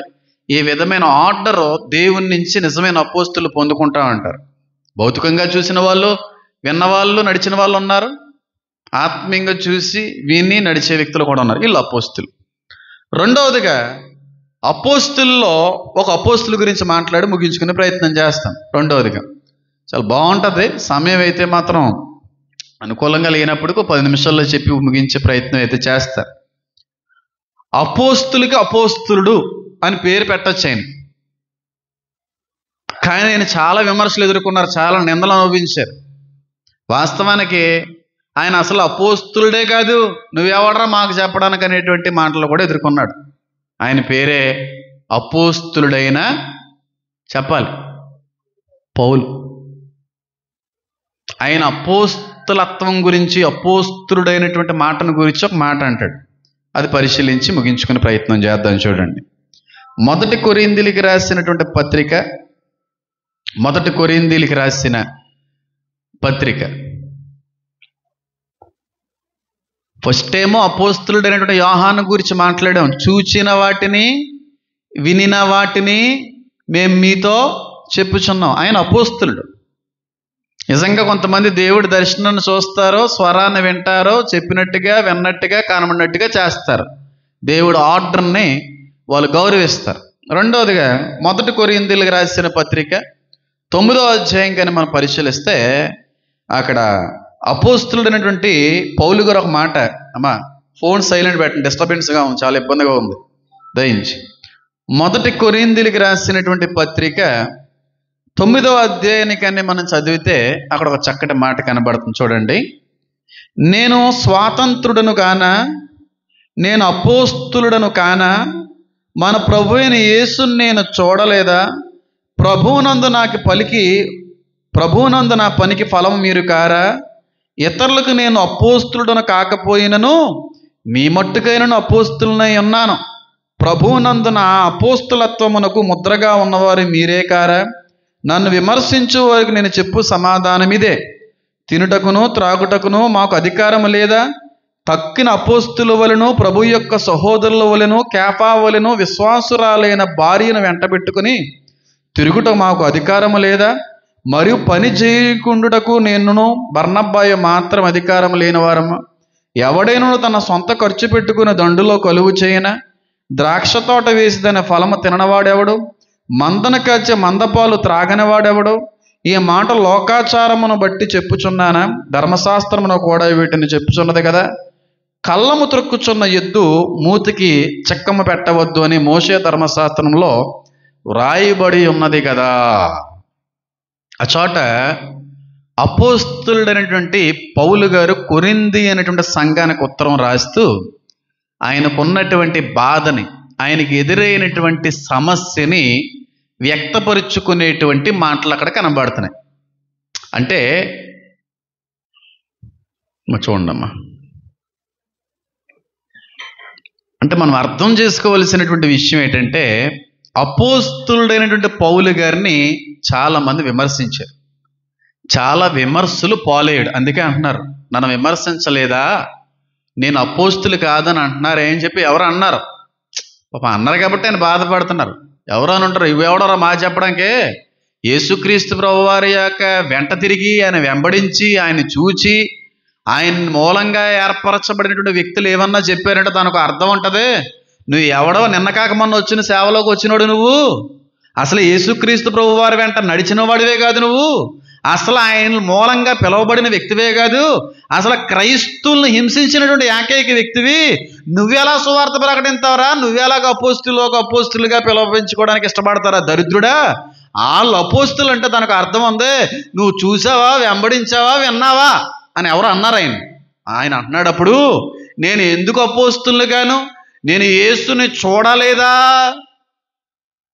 చూసిన వాళ్ళు అపోస్తులని మీరు అంటున్నారు, ఆయన వెంబడించిన వాళ్ళని అపోస్తులుగా మీరు పరిగణిస్తున్నారు, కానీ నేను చూడలేదు కాబట్టి నేను అపోస్తులు కాదంటున్నారు, యేసు వెంట తిరగలేదు కాబట్టి నేను అపోస్తులు కాదంటున్నారు. అరే నేను చూడలేదా, నేను అపోస్తుల్ని కానా, యేసును చూసినవాడు నేను కాదా అంటాడు ఆయన. చూడలేదా అపోస్తులైన పౌలు, వీళ్ళందరూ భౌతికంగా శరీరానుసారమైన రీతిలో చూశారు, కానీ అపోస్తులుడైన పౌలు మహిమ శరీరంతో చూసినాడు ఆయన. అంటే వీళ్ళందరికంటే కూడా ఎక్కువ ధన్యత పౌలే పొందుకున్నాడు. చూసాడా లేదా, సౌలా నన్ను ఎందుకు నువ్వేం చేస్తున్నావు, హింసించున్నావు, వినలేదా, చూసిన వెంటనే కొల్లిపోయినాయి ఎవరిని చూసిన తర్వాత. కానీ జనాలు అంటున్నారంట, బయట వ్యక్తులు అంటున్నారంట, నువ్వెవడరా చెప్పడానికి, నిన్న కాక మొన్న వచ్చేవారు నువ్వు కూడా చెప్పేసేవాడు అయిపోయారా అంటున్నారంట. ఈయన విమర్శలు అనిపించాడు, పౌలు గారికే తప్పలేదు విమర్శలు, నీకు నాకెంత డాంకీ ఎగ్. అపోస్తులుడైనటువంటి పౌలు గారికే తప్పలేదండి విమర్శలో. పౌలు గారిని నిందించినటువంటి వ్యక్తులు మనల్ని నిందించడం, మనల్ని విమర్శించాలంటే అది అపోహ మాత్రమే అంటాను. వెనకాక మొన్న వచ్చావా? ఈరోజు నువ్వు క్రీస్తు సువార్త ప్రకటించేస్తున్నావా? నీ యాసాలు మాకు తెలియదేటి? నీ బ్రతుకు మాకు తెలియదేటి? నీ పాప జీవితం మాకు తెలియదేటి? చెప్పొచ్చా లేవయ్యా అనేటువంటి విమర్శల్ని మళ్ళీ తిరిగి తిరిగి విమర్శించలేదు. తన సంఘాన్ని చెప్పుకుంటాడు అంతే. ఎలా అంటున్నాను, నన్ను మీకు తెలియదని ఎలాంటి ఉన్నావు, నా పరిస్థితి ఎలా ఉంటుంది అని చెప్పి ఆయన చెప్పుకుంటున్నాడు. అపోస్తులైనటువంటి పౌలు గారే కాదు, మనల్ని విమర్శించారు చాలామంది. ఓరి బాబు, వీడు మారు మనసు అంట, మందు మానేశాడంట, వీడి పాస్టర్ అయిపోయాడంట, ఎన్ని కబుర్లు చెప్తున్నాడు రా బాబు అని అన్న వాళ్ళు కూడా ఉండే ఉంటారు. అనలేదా? ఈరోజు మందు మానేమన్నాడు, సిగరెట్ మానేమన్నాడు, వీడి అసలు ఎవడు తెలియదురా అని చెప్పి అనుకున్న వాళ్ళు ఉండకపోరంటాను నేను. ఎన్ని తిరిగాడు రా బాబు, ఈ రోజు ఇటు పాస్టర్ అయిపోయి నేను కబుర్లు చెప్తున్నాడని చెప్పి అనేటువంటి వాళ్ళు ఉండకపోరంటాను నేను. ఉండే ఉంటారు. ఆ విమర్శలు మామూలే. సేవలోకి వచ్చిన తర్వాత కూడా విమర్శించిన వ్యక్తులు ఉన్నారు. పేరు చెప్తే బాగోదు అనుకోండి, పక్కనే ఉంటాడు ఆ వ్యక్తి. సేవలోకి వచ్చిన 3వ సంవత్సరం 4వ సంవత్సరం ఎక్కడో బడ్డీ కొట్టుతారు, సిగరెట్ కలిచేస్తున్నాను నేను. బడ్డీ కొట్టుతారా అంటే శాపం ఆ వ్యక్తి మీదకి ఆ ఒక్క మాటను బట్టి వచ్చేసింది అనుకోండి, దాన్ని ఎవరు తప్పించలేరు. అవిశక్తిని ముట్టొద్దని అన్నాడు. నేను సిగరెట్ కాల్చడం, వీడు చూడడం, పైగా అది అందరికీ తెలియాలని చెప్పి ఒక న్యూస్ని క్రియేట్ చేశాడు కావాలని. ఆ విషయం నా దగ్గరకు వచ్చింది. నా దగ్గరకు వచ్చినప్పుడు నేను వెళ్ళి ఆ వ్యక్తిని అడిగానా, ఇలా అన్నావంటే ఏట్రా అని అడిగానా, నిలదీసానా, రుజువుపరచరా అని అన్నానా? ఒకటే అన్నాను. ఎవరితో అన్నాను? విశ్వాసులని మీతో ఇలా అనుకుంటున్నారంట ఒక వ్యక్తి, పేరు కూడా చెప్పలేదు. వాళ్ళంత డిగ్నిటీ లేని వ్యక్తిని కాదు నేను, మేనర్స్ లేని వ్యక్తిని కాదు. నాకు మేనరిజం, ఒక డిగ్నిటీ అనేది నాకు ఉంది, నా కుటుంబం నుంచి వచ్చింది. అది పేరు కూడా చెప్పను నేను, ఎందుకంటే ఆయన విమర్శించడం ఎందుకని చెప్పి సంఘానికే చెప్పాను. అమ్మా ఇలా అనుకుంటున్నారంటే అండి అంటే సంఘం అంతా ఒకసారి ఏం చేసింది, ఇప్పుడు నవ్వినట్టు నవ్వింది. పౌలు గారు కూడా అలాంటి విమర్శలు ఎదురైనప్పుడు సంజయిషి బయటోళ్ళకి ఇవ్వడానికి ఇష్టపడలేదు. తనని ఎవరైతే వెంబడిస్తున్నారో, తనని ఎవరి వాక్యం అయితే విని నమ్ముతున్నారో, ఎవరైతే తన దగ్గరికి వచ్చి వాక్యం వినడానికి ఇష్టపడుతున్నారో వాళ్ళకి మాత్రమే సంజీషి ఇచ్చాడు. నేను అలాంటివాడిని మీకు తెలీదా? నేను అపోస్తులను కానంటున్నారు, నేను డబ్బు కోసం సేవ చేస్తున్నాను అంటున్నారండి, మీకు తెలియదని ఎలాంటి సేవకున్నావు అని అంటున్నారు. అంటే అపోస్తులుడైన పౌలు గారికి ఎదురైన విమర్శ, అపోస్తులు కాదు కదా, దొంగడు కాదు నువ్వు అనడమే కాదు, డబ్బు మనిషి అని కూడా అన్నారు ఆయన. అంటే నన్ను అనలేదు ఇప్పుడు వచ్చి, ఏమో ఒకవేళ ఇలాంటివి మొదలు ఎన్నన్నా అంటారు. విమర్శలకి ఏముంది, ఆయన ఎవరో పాస్టర్ గారు అంటున్నారు, నిజం గుమ్మం బయటికి వెళ్ళే లోపు అబద్ధం చెప్పులు వేసుకుని ఊరంతా తిరిగిందంట. నిజం గుమ్మం బయటికి వెళ్ళే లోపు అబద్ధం పుకారులో చెప్పులు వేసుకుని ఊరంతా తిరిగి వస్తుందంట. అంటే ఉన్నాయే ఉంటాయి, లేనే ఉంటాయి, దాన్ని ఏం అనట్లేదులే. కానీ ఇంకా వీళ్ళు ఊహించేసుకుని, వీళ్ళు ఎక్కువగా ఫీల్ అయిపోయి దాన్ని ఓవర్ స్ప్రెడ్ చేసేసి 4 మసాలా దినుసులు కలిపేసి రుచి తీసుకొచ్చేసి, నీకు తెలుసా, నీకు వాళ్ళ పరిస్థితి తెలియదు, అక్కడ జరుగుతుంది తెలియదు, వాళ్ళ మధ్య ఉన్నటువంటి విషయం నీకు తెలియదు. కానీ పౌలు గారు నన్ను ఏం పెట్టారంట, అలాగా మసాలాలు కలిపి లేని వార్తను ఉన్నట్టుగా, ఉన్న వార్తను లేనట్టుగా పుకార్లు పుట్టించిన ఉంటారు చూడండి. ఏలినాటి శని కాదు, బ్రతుకంతే శని వాళ్ళది. కొండుములు చెప్పువారు నాకు అసహ్యము అన్నాడు ఆయన. తెలుసా మీకు?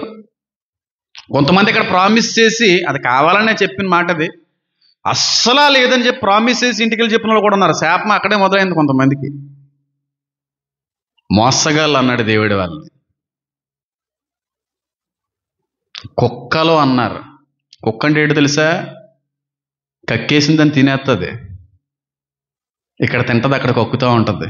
వాళ్ళ అసహ్యులు మండుచున్న అగ్ని గంధకములలో పాలు పంచుతారు.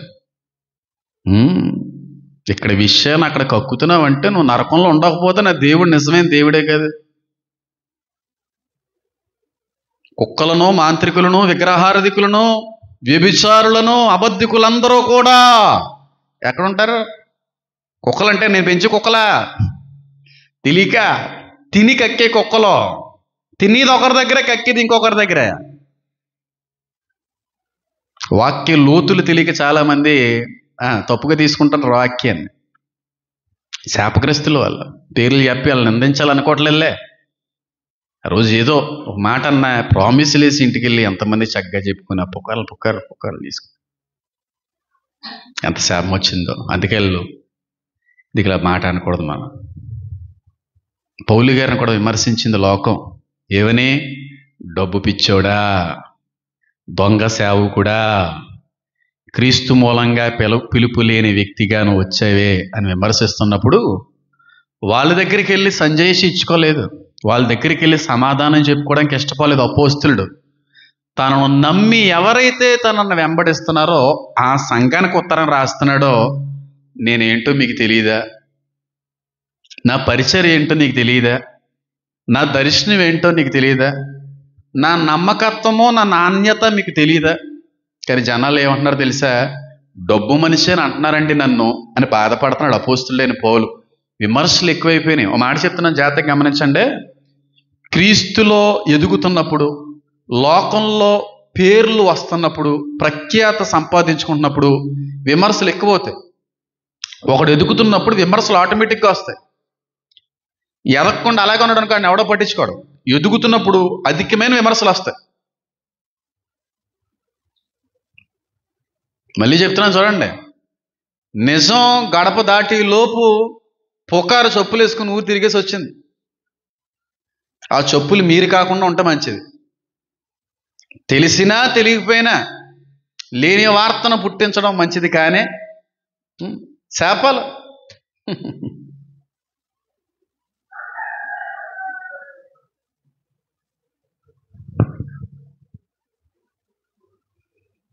ఆయన ఎంత బాధపడుతున్నాడంటే పౌలు అక్కడ సంఘానికి ఉత్తరం రాస్తే ఎంత బాధపడుతున్నాడు. నేను చదువుతున్నాను చూడండి. ఆయన బాధపడుతున్నారని ఎవరికీ అర్థం కాదు. కానీ ఈ పరిస్థితిని అనుభవించిన వ్యక్తిని కనుక నాకు బాగా అర్థమైంది. ఆ మనోవేదన ఎలాగుంటుందో, ఆ దుఃఖం ఏ విధంగా దేవునికి సన్నిధికి చేరుతుందో, నమ్మకమైన వ్యక్తులుగా ఉండవలసిన వాళ్ళే ఎలా వెన్నుపోటుదారులుగా మారితే వచ్చేటువంటి నొప్పి ఏ విధంగా ఉంటుందో నేను గమనించి అనుభవించిన వ్యక్తిని కనుక ఆయన పడేది వేదన, బాధని గమనించి గుర్తించాను. చాలా బాధపడుతున్నాడు అపోస్తులైన పౌలు. చదువుతున్నాను చూడండి. ఇదిగో నన్ను చూడలేదంటారేటి, నేను అపోస్తులు కానంటారేటి, నేను క్రీస్తును చూడలేదంటారేటి, ప్రభువునందుకు కలిగిన ఫలం మీరు కాదా? నా బట్టి కాదా మీరు అందరూ కట్టబడ్డారు? నా బట్టి కాదా మీ బిడ్డలందరూ రక్షించబడ్డారు? నా బట్టి కాదా ఈ రోజున ఆత్మీయంగా ఎదుగుతున్నారు? ఇంతకంటే పెద్ద నిదర్శనం ఏం కావాలని చెప్పుతూ ఇతరులకు నేను అపోస్తుని కాకపోవచ్చు, నేను నిజమైన సేవకుని కాకపోవచ్చు, మీ మట్టుకైనా సరే నేను నిజమైన సేవకుణ్ణి అని నమ్ముతూ చాలే. బయటల గురించి నాకు అనవసరం. బయటలు ఏమనుకున్నా నాకు పర్లేదు. మీరు నమ్ముతున్నారు కదా, స్వచ్ఛమైన వాక్యం అందిస్తున్నారు, నమ్మకమైన పరిచయం చేస్తున్నారని, ఆత్మీయంగా ఎదగడానికి ఉపయోగపడేటువంటి దైవ సంబంధమైన చేతిలో ఉన్న సాధనం అని మీరు నమ్ముతున్నారు కదా, చాలు. నాకు బయటల గురించి నాకు సంబంధం లేదు అని ఆయన అంటాడు చూడండి. ప్రభువునందున అపోస్తులత్వమునకు ముద్రగా ఉన్నవారు మీరు కారా? నా బట్టి రక్షించబడి, నా బట్టి ఆత్మీయంగా ఎదిగి, నా బట్టి పరిపక్వతలోకి వచ్చినటువంటి మీరందరూ నా ఫలాలు కాదని చెప్పి మాట్లాడుతాను అంటాడు చూడండి. నన్ను విమర్శించు వారికి నేను చెప్పు సమాధానం ఇదే. ఆయన విమర్శించిన వ్యక్తులకి సమాధానం ఎక్కడికి వెళ్ళి చెప్తున్నాడు ఆయన? చెప్పండి. సొంత సంఘాన్ని చెప్పుకుంటున్నాడు. వాళ్ళ దగ్గరికి వెళ్ళి చెప్పట్లేదు. సమాధానం తినుటకును త్రాగుటకు మాకు అధికారులు చూడరాలేదన్నాడు. శుభ్రంగా తిన్నాడు, ఒక ఉపవాసం ఉండదు, ఏముండదు, శుభ్రంగా తిని తాగడమే ఈయన పని అని అనుంటారు. తినుటకు తాగుటకు నేను యోగ్యుని కాదా అంటున్నాడే. అంటే దేవుడి సేవకుడు అంటే ఎప్పుడు ఉపవాసాల్లో ఉండాలా అన్నట్టుగా. నిజంగా అపోస్తులైన పౌలు గారి యొక్క బోధలో ఆత్మీయంగా ఎదగలేని వ్యక్తులకి తెకమక పుట్టిస్తాయి, తప్పుగా అనిపిస్తాయి వాక్యం. నిజంగా ఆయన పరిపక్వత వేరు, ఆయన జ్ఞానం వేరు. తినుటకు త్రాగుటకు మాకు అధికారం లేదా అంటే, తినడం త్రాగడం విషయం లేని విమర్శ ఎందుకు ఎదుర్కొన్నాడు అన్నమాట. అందరితో కలిసిపోయి తినేస్తుంటాడో, ఒక ఉపవాస ఆచరణ చేయడు, నచ్చిందల్లా తినేస్తున్నాడు, నచ్చిందల్లా తాగేస్తున్నాడు, ధర్మశాస్త్రానికి అవిధేయమైనటువంటి రీతిలో ఆయన తిను త్రాగు పనులన్నీ కనబడుతున్నాయి. ఈ విమర్శలు ఎదురైంది. తర్వాత విమర్శ చూడండి, తక్కిన అపోస్తలు వలె ప్రభు యొక్క సహోదరుల వలె కేఫా వలన విశ్వాసులైన భార్యను వెంటబెట్టుకుని తిరుగుటకు మాకు అధికారం లేదా? ఏ పేతురు గారు అయితే మాత్రం భార్యని వెంటబెట్టుకుని పరిచయం చేయొచ్చు, మా వాళ్ళు ఎవరన్నా వస్తే మాత్రం మేము తప్పు చేసేస్తున్నావా అంటే మాకంటూ కూడా పరిచర్లు చేసేటువంటి సమయంలో పరిచారికులుగా మేము ఎవరిని ఉంచుకోకూడదా? మేము ఏర్పరచుకోకూడదా? మా వెనకాల ఎవరిని కూడా నడిపించకూడదా? మాకు సహకారులుగా ఎవరిని నిలబెట్టుకోకూడదా? వాళ్ళు మాత్రమేనా? కేఫా వెనకాల మాత్రమే భార్య ఉండాలా? ఏ మనుషులం కాదు మేము సేవకులు అని అన్నాడు. అదో విమర్శ ఉందా లేదా? దీని గురించి మాట్లాడితే చాలా పెద్ద టాపిక్, మాట్లాడాలనుకోవట్లేదు. నేను ఎప్పుడో మాట అంటూ ఉంటాను, గుర్తుందో లేదో, లేనిపోలు చిక్కులు లేనిపోలు శాపాలకి దారితీస్తుంది అంటాను. చిక్కులు ఫస్ట్ చిక్కే శాపాన్ని తీసుకెళ్తుంది. ఇలా అన్నాడు. వాళ్ళకి భార్య వెంట పెట్టుకుని తిరుగుటకు మాకు అధికారం లేదా అనే మాట చాలా పెద్ద టాపిక్. దాని గురించి మాట్లాడుతుంది. సగమే చెప్పాను కాబట్టి మీకు అర్థం కాకపోవచ్చు, కానీ చాలా పెద్ద టాపిక్. మరియు పని చేయకుండాటకును నేను బర్నబ్బాయో మాత్రం అధికారం లేనివారమా? ఇదొక టాపిక్. ఎవడైనా తన సొంత ఖర్చు పెట్టుకున్న దండులో కొలువు చేయనా? ద్రాక్ష తోట వేసి దాని ఫలము తినవాడెవడో? మందన కాచే మందపాలు త్రాగిన వాడెవడో? ఎక్కడ దేని గురించి అపోస్తులైన పౌలు గారికి విమర్శ ఎదురైందంటే డబ్బోడని వచ్చింది. ఎక్కడికి వచ్చినా సరే కానుకలు అంటూ ఉంటాడు, అత్తమాటలు అని చెప్పినటువంటి ఒక విమర్శ ఎదురైనట్టుంది. ఆయన అంటున్నాడు, ద్రాక్ష తోట వేసిన వాడు ద్రాక్షరసం త్రాగడానికి అర్హుడు కాదా? ఆయన వేసుకున్నాడు, ఆయన కష్టపడ్డాడు, కాబట్టి దాని నుంచి ఆశించడం తప్పు కాదు. విమర్శ ఖచ్చితంగా అపోస్తులైన పౌలు గారు విమర్శించబడ్డారు. ఈరోజు చిన్న చిన్న విమర్శలు వస్తుంటే పాస్టర్ గారు ఏమైపోతున్నారు, అతలాకుతలం అయిపోయి కౌంటర్ మీద కౌంటర్లు వేసేసి నన్నే అంటాడా అని చెప్పి వీడియో మీద వీడియో చేసేసి ఆడు ఇలాగన్నాడు నన్ను ఇలాగన్నాడు అని చెప్పి ప్రతిస్పందిస్తూ ఇంకొక పాస్టర్ గారి మీదకి ఇంకొక విమర్శకుడి మీదకి బురద జల్లేటువంటి వ్యక్తులే తప్ప తన సొంత సంఘానికి అర్థమయ్యే రీతిలో చెప్పుకునే సేవకులు చాలా తక్కువ మంది ఉన్నారు. నిజం. నేను రీసెంట్గా హైదరాబాద్లో ఎవరో పెద్ద లైట్లు పొగలనే వీడియో పెడతా ఆయన రీకౌంటర్ వేసాడు. ఎవరో అంటున్నారంట మొన్న లైటింగ్లో పొగలన్నీ రమ్మను, నేను స్టేజ్ కట్టెత్తాను, దమ్ముంటే నాకులా కండక్ట్ చేయమని అన్నాడు. ఆయన నన్ను అన్నాడా, ప్రకాష్ గంట్ల గారిని అన్నాడో నాకు తెలియదు, మొత్తానికి అన్నాడు. వీడియో నా దగ్గర కూడా ఉంది. రీకౌంటర్ ఇద్దాం అనుకో, నన్ను అన్నావా లేకపోతే ప్రకాష్ గారిని అన్నావా అనేది. ఎందుకంటే నన్ను అన్నాడు అనడానికి 90% ఆధారం ఉంది హైదరాబాద్లో పాస్ట్. ఎందుకంటే నా వీడియో వాళ్ళ చర్చికి వెళ్ళేటువంటి కొంతమంది తప్పుగా తీసుకున్నారు, విమర్శించారు. అన్నకు ఫార్వర్డ్ చేస్తామని చూపిస్తావు అన్న వాళ్ళు కూడా ఉన్నారు, మెసేజ్ చూపించుకోవడం కూడా అన్నాను. అది చూసి అన్నారేమో నేరో మైండెడ్ అని, జెలస్ ఫెలోస్ అని ఉపయోగించాడు ఆ పాస్టర్ గారు. నేను కడతాను ఒక స్టేజ్, నేను లైట్లు పొగలో పెడతాను, నువ్వు నిలబడి చెయ్యి, ఎంతమంది జనం వస్తారేమో చూస్తాను అన్నట్టుగా విమర్శించుకొచ్చాడు. ఆయన మీద ఏదో కౌంటర్ పడిందని. కానీ నిజమైన సేవకుడు విమర్శని అర్థవంతంగా అర్థం చేసుకుని సంఘానికి అర్థమయ్యే రీతిలో బోధిస్తారు తప్ప తిరిగి విమర్శించడం. అదే అంతేనా వీడియో? అది రీకౌంటర్ ఇవ్వగలను నేను రాజు గారికి, నేను ఇవ్వను. ఎందుకు? ఇందులో అసూయ ఏముంది, నేరో మైండెడ్ అని ఏముంది? అవసరం లేదు. నువ్వు స్టేజ్ కడితే మేము వచ్చాక వాక్యం చెప్పవలసినంత గతి ఏం మనకు పట్టలేదు. పట్టిందా? మరి ఇంకేటి? పేరు చెప్పనులే, పేరు చెప్తే బాగోదు కాబట్టి. నిజమైన సేవకుడు ఏం రీకౌంటర్ ఇవ్వడండి. ఆయన్ని ఎవరైతే వెంబడిస్తున్నారో వాళ్ళకి అర్థమయ్యే రీతిలో చెప్పుకునే ప్రయత్నం చేస్తాడు. నేనేదో సిగరెట్ బడ్డీ కూడా కాలి చేస్తానని అన్నంత మాత్రం వెళ్ళేం గొడవ పెట్టుకోలేదు కదా. నిజం దేవుడు తెలుసు. నా సంఘం నన్ను అర్థం చేసుకుంటే చాలనే అభిప్రాయంతో మీ దగ్గర పంచుకున్నాను. అది అవునంటమ్మా, ఇలా అంటున్నారంటమ్మా అంటే నవ్వుకున్నారు మీరు. సిగరెట్ ఏముంది, మరి ఫోటో తీయచ్చుకోడా కదా అన్నాను నేను. మరి ఫోటో తీస్తే ఇంకా బాబు అని చెప్తాను కదా. ఒకడు అంటాడు, ఆడిని నేను సేవడు కూడా అయ్యి నేను ఈరోజు మందు తాకూడదని చెప్పే వాక్యం ఆడికి నచ్చట్లేదు. ఆమె నన్ను రోజు 8 అయితే మందు వేస్తుంటాడంటరా అన్నాడు డాడీ. అంటే ఆ రోజు 8 అయితే మందు వేసేవాడు కదా, ఉండలేడు. ఇప్పుడు కూడా ఉత్తురే ఇంట్లో కూర్చొని వేస్తుంటాడు 2-3 పుల్లు అని అంటున్నాడే డాడీ. నవ్వుకున్నాను పెద్దగా నవ్వు. అవి లైట్ తీసుకోవాలి, అవన్నీ మనం పట్టించుకోవాల్సిన అవసరం లేదు. డబ్బు మనిషి అన్నారేమో పౌలు గారిని, ఒరే ద్రాక్ష తోట వేసి ఆ ద్రాక్ష రసం తాగడానికి అర్హత లేదా? గొర్రెల మందను కాస్తున్నటువంటి వ్యక్తి ఆ గొర్రె పాలు తాగడానికి అర్హత లేదటరా. నేను పరిచయం చేస్తున్నాను, నేను కష్టపడుతున్నాను, నేను ప్రయాసపడుతున్నాను. ప్రయాసపడుతున్నందుకొరకు నా మంద నన్ను ప్రోత్సహిస్తుంది, నన్ను సహకరిస్తుంది, నన్ను పోషిస్తుంది. పరిచయకు సహకరించండి అని చెప్పి ఒక మాట అనడంలో తప్పే ఉంది. నా మనతో కదా నేను మాట్లాడుకుంటున్నాను అని అంటున్నాడు ఆయన. అందుకే మోషే యొక్క మాటని గుర్తు చేస్తాడు. ఏమనంటే, కళ్ళు ముత్రొక్కుచున్న ఎద్దుకు మూతి చిక్కముక్క పెట్టడం సరైందా? నిజమే. పాస్టర్ గారు ఎంత కష్టపడుతున్నప్పుడు పోషించవలసిన బాధ్యత కూడా సంఘానికే ఉంది. మూతికి చిక్కం పెట్టకూడదు. పుష్కలమైన రీతిలో ఆహార సదుపాయాలన్నీ కూడా, పుష్కల రీతిలో ఆయన యొక్క వ్యక్తిగత సదుపాయాలన్నీ కూడా, అవసరతలన్నీ కూడా తీర్చడానికి మూతి ఎప్పుడు కూడా తెరవబడి ఉండాలి అనే మాట అక్కడ. పౌలు గారి పరిచయ నిమిత్తమే కానుకల గురించి ప్రస్తావించారు తప్ప డబ్బులు వెనకాల వేసుకోవడం కాదు. డబ్బులు వెనకాల వేసుకోవడం కాదు. నేను మందగాతున్నానయ్యా, నా మందపాలు నేను తాగుతున్నాను, తప్పే ఉంది. బయట మందపాలు తగినట్టుగా తప్పది. ఇప్పుడు నా మీటింగ్స్కి నా పరిసరలో ఉన్న ప్రతి ఒక్కరూ సహకరించారు, గుప్పులు విప్పారు, తప్పు లేదు. నా మీటింగుల కొరకు వేరే వేరే చర్చలకు వెళ్ళి మీరు నాకు ఇవ్వండి, మీరు స్పాన్సర్ చేయాలండి, మీరు 10,000 రాయించండి అనడం తప్పు. అది నీ మంద కాదు, అది వేరొక మంద. ఆ వేరొక మందను కాస్తున్నటువంటి కాపరికి మాత్రమే దాని మీద ఉన్నటువంటి అధికారం, అర్హత ఉంది. కానీ ఈ రోజున ఎలా ఉన్నారు తెలుసా? మీటింగ్లు పెట్టేది ఒకడో, ఆ ఒక్కడు అన్ని చర్చలకు వెళ్ళి, అన్ని ఇంట్లోకి వెళ్ళి, అన్ని పాస్టర్ల దగ్గరికి వెళ్ళిగా మీరు రావాలి, మీటింగ్లు ఆడతాం మీరు చెప్పరు, అది చెప్ప పట్టుకుని అడుక్కుంటారు యాదవలు. నీ మంద సరిపోదట నీకు. నేను ఏది ఫాలో అయినా వాక్యానుసారంగానే ఫాలో అవుతున్నామా. పేర్లు చెప్పను, సామలకోటలో మీటింగ్లు పెట్టారు.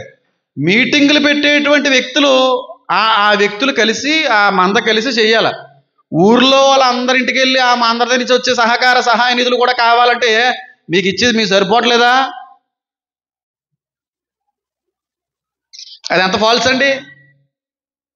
నీకు పెట్టుకోవాలన్న ప్రేరేపణ ఉందంటే ఎవరితో అయితే నీకు ఆలోచన కలిగి ఉన్నావు, ఆలోచనలో కలిగి ఉన్న వ్యక్తులతో ఏకీపించి ఏకాభిప్రాయం కలిగి సహకరించి అందరూ గుప్పులు తెరిచి నీకున్న పరిధిలో నువ్వు చేసుకోవాలి. అంతే, ఎంత ఉంటే అంత. అంతేకాని వేరే మందల్లోకి వెళ్ళి మీరు ఇవ్వాలని, మీరు ఫోటో డబ్బులు ఇవ్వాలి, పాంప్లెట్కి డబ్బులు ఇవ్వాలి, స్పాన్సర్షిప్ చేయాలి, 10,000 రాయించాలి అంటున్నాడంటే పెద్ద దొంగ ఎదవని అర్థం. వాడు మందన మేపేవాడు మంద పాలిస్తే తాగాలి, బలవంతంగా తాగకూడదు.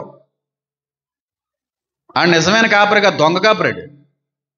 బలవంతంగా విశ్వాసులు రుద్ది వాళ్ళ నుంచి రాబట్టేటువంటి సేవకులందరూ దొంగ ఎదవలే ఉన్నారు. కొంతమంది పేర్లు చెప్పాలనుకోవట్లేదు, చెప్పేదారంటే ఇంకో మీరు 5,000 ఇవ్వాలండి, మీరు 2,000 ఇవ్వాలండి, 3,000 ఇవ్వాలండి, మీరు మొత్తం 25 కేజీలు బియ్యం బస్తాలు 4 వేయించాలండి అంటే ఆ వ్యక్తిని వాడుకుంటున్నాడా ఏంటిదో నాకు అర్థం కాదు.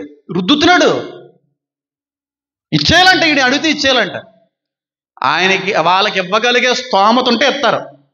నువ్వు పెట్టిన ఆహారం నాణ్యమైనది, పౌష్టికమైనది, ఆత్మకు సంతృప్తి కలిగేదని అనిపించినప్పుడు అడగక్కర్లేదు, ఇవ్వాలనిపిస్తే ఇస్తారు శుభ్రంగా. నువ్వు పెట్టేదేమో ఎంతంత ఆహారం, కానీ గుడ్డు మాత్రం తట్టాలా. 4 గింజలు వేసేసి ఎంత గుడ్డు పెట్టాలంట, పెద్ద పెద్ద గుడ్లు పెట్టాలంట. నువ్వు ఎంత గింజ చేస్తే అంత గుడ్డు వద్ది. సేవకుడు మూతికి చిక్కం పెట్టకూడదమ్మా. పుష్కలమైన రీతిలో సదుపాయం దేవుడు సంఘం ద్వారాగానే సేవకుని కుటుంబాన్ని పోషించుకుంటా ఉంటాడు. ఇవన్నీ మాట్లాడండి, ఎందుకంటే డబ్బుల కోసం, కానుకల కోసం మాట్లాడేటువంటి వ్యక్తులు జాబితాల్లోకి నేను వెళ్ళిపోతానేమో అన్న భయంతో. కానీ వాక్యానుసారమైన విషయమే. సంఘస్థులు ఏ సేవకుడైతే వాక్యంలో అభివృద్ధి పదంలో నడిపిస్తున్నాడో, మెరుగుపరుస్తున్నాడో ఆ వ్యక్తికి పూర్తిగా మీరు ప్రోత్సహించే విధాలుగా పుష్కలమైనటువంటి రీతిలో పెట్టే విధంగా ఉండాలి. ఆయన విమర్శించినట్టున్నారు, నేను కష్టపడుతున్నాను, నేను నా సంఘాన్ని కాపాడుకున్న మందను పోషిస్తున్నాను, నా మంద నాకు ఇవ్వడంలో తప్పేంటి అని అంటున్నాడు. మందను వేపువాడు మంద నుంచి వచ్చే పాలు తాగడం తప్ప? కానీ విశ్వాసులు కూడా ఎలా ఉన్నారు చెప్పండి? ఎలా ఉన్నారో? ఇక్కడ తింటుంటారు గంటలు, పుష్కలమైన గంటలన్నీ ఇక్కడ తినేసి పక్క దొడ్లోకి వెళ్ళి గుడ్డి ఆడుతుంటే ఎలా ఉంటుంది? ఇక్కడేమో నేను జీడిపప్పు పట్టు, తౌడు, గంటులు, ఒడ్డులు, అప్పుడప్పుడు స్వీట్లు అన్నీ పెట్టేసి ఇవన్నీ తినేసి పక్క దొడ్లోకి వెళ్ళి గుడ్డెట్టేసి వస్తుంది అనుకో, పెట్టన ఏం చేయలేం పెద్దే, కోసిపోడండి దీన్ని, ఎందుకు వచ్చిన పెట్ట అక్కడ ఎడతదేంటి రా గుడ్డు. ఆ వాక్యమేమి ఎక్కడ, పాస్టర్ గారికి కానుకలేమి ఇంకో చోట పంపిస్తుంటారు. ఆ పెట్టల్లో దేరేరి వాక్యం ఎక్కడ అంటున్నా కదా. అంటే సంవత్సరానికి ఒకసారే కదండి పాస్టర్ గారు స్పాన్సర్షిప్. నువ్వు సత్తే వద్దు సమాధి చేస్తాడా,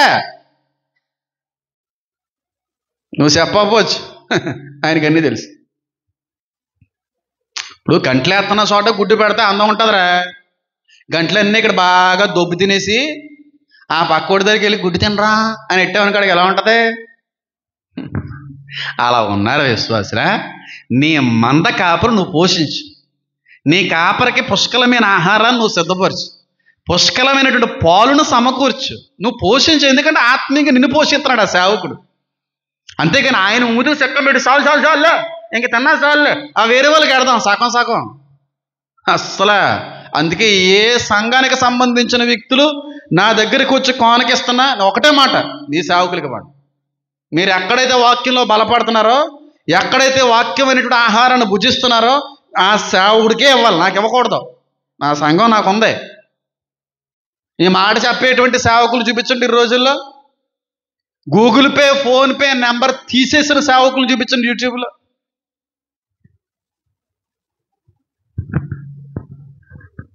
ఒక్కసారి పడిందని గూగుల్ పే నెంబర్లో ఒక్కసారి పడిందని తీసి పడేసాను అసలు నెంబర్ లేకుండా. గూగుల్ పే, ఫోన్పేలో లేని నెంబర్ యాడ్ చేశాను, అది కూడా ప్రే రిక్వెస్ట్ కోసం అని చెప్పి. దానికే వస్తుంటే మీ నెంబర్ చెప్పండి, గూగుల్ పే నెంబర్ అని చెప్పను, అవసరం లేదు. నాకు మంద ఉంది, అయినా పోషింతనాయి, నా మూతికి ఏమీ కూడా చిక్కం లేకుండా చక్కగానే పోషింతనాయి చాలు. మీకులా పెద్ద పెద్ద భవంతులు, పెద్ద పెద్ద లగ్జీరియస్ లైఫ్, పాస్టర్ గారి అకౌంట్లో డబ్బులు, పాస్టర్ గారి మెడల్లో పెద్ద పెద్ద హారాలు తెచ్చిపెట్టి కష్టపడిచ్చే సంఘం లేకపోవచ్చు.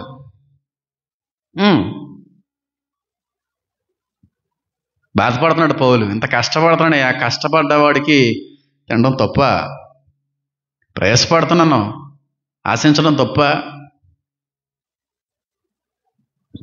ఆశించడం తప్పని చెప్పి మోసే మాట మాట్లాడు. కళ్ళం త్రొక్కుచున్న ఎద్దు మూతికి చిక్కం పెట్టడం తగునా. అంత కష్టపడుతుందే, పొలాన్ని అంత దున్నుతుందే ఎద్దు, పొద్దు నుంచి సాయంత్రం అంత కష్టపడిన దానికి మూతుకి చిక్కం పెడతారటయ్యా. చిక్కం పెట్టకూడదు. ఆ కష్టంలో శుభ్రంగా ఏ గడ్డి కనబడినా తినే విధంగా దానికి స్వేచ్ఛ ఉండాలి, దాన్ని పోషించాలి. చిక్కం పెడతాలాగా అని చెప్పి బాధపడుతున్నాడు. ఆయన విమర్శ ఎదుర్కొన్నట్టున్నాడు పౌలు గారు. పౌలు గారికే తప్పలేదు విమర్శలో, మనం ఈ పట్టేవాళ్ళు చెప్పండి. ఉన్న విషయమైనా మాట్లాడకూడదు, లేని విషయమైనా మాట్లాడకూడదు. ఎన్ని ఉంటాయి వీళ్ళు ఊహించేసుకుని ఇవన్నీ వీళ్ళ ఆలోచనలే, అన్నీ వీళ్ళకి నచ్చినవి అన్నీ ఊహించేసుకుని. నీ కూతురు గురించి అలా ఊహించుకో, ఇంకో కూతురు గురించి అలాగా తప్పుగా చెడుగా ఊహించుకుంటున్నప్పుడు నీ కూతురు నా ప్లేస్లో పెట్టుకుని ఊహించు. నీ కూతురు నా ప్లేస్లో పెట్టి పుకార్లు బయట మాట్లాడు. మన పిల్ల బయట వాళ్ళు మన పిల్ల కదా అంటే నిన్ను వల్ల నీ పొరుగు వాళ్ళు నువ్వేం చేస్తలేదో అర్థమైంది అక్కడ. నువ్వు బయటి పిల్లల మీద విమర్శలు చేసేటప్పుడు, తప్పుగా మాట్లాడేటప్పుడు నీ పిల్లల గురించి కూడా మాట్లాడగలిగేటువంటి తల్లిగా తండ్రిగా ఉండాలి. అబ్బే బయట వాళ్ళ దగ్గర అసలు పిల్లలు బేడ్డకూడదు, వాళ్ళు తప్పు చేసినా కవరింగ్ చేస్తుంటారు, కానీ బయట పిల్లలు మాత్రం వీళ్ళెత్తి చూపుతూ ఉంటారు కొంతమంది. అందుకే కదా అనిపిస్తున్నారు. ఏరా ఏదో సామెత ఉంటుందండి, పెద్దోళ్ళ సామెత, అదే ఈ ప్రదేశంలో ఉపయోగించకూడదు. వెనకాల రంగెట్టు ముందు చూసుకోమన్నారంట. అప్పుడు ఎదుటోడు రంగు చూద్ది కానీ అన్నారు. మరి ఏం చూసుకోమన్నారు అది వెళ్ళదు, కానీ మీకు అర్థమైతే చాలు.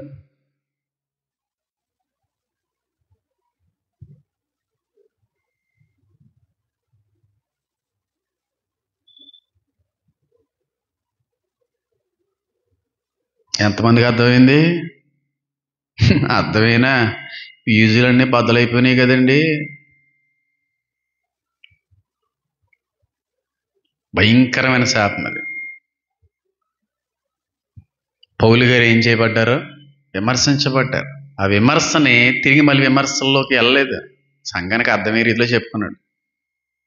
అర్థమయ్యే రీతిలో నచ్చితే వస్తారు, లేదంటే మానేస్తారు.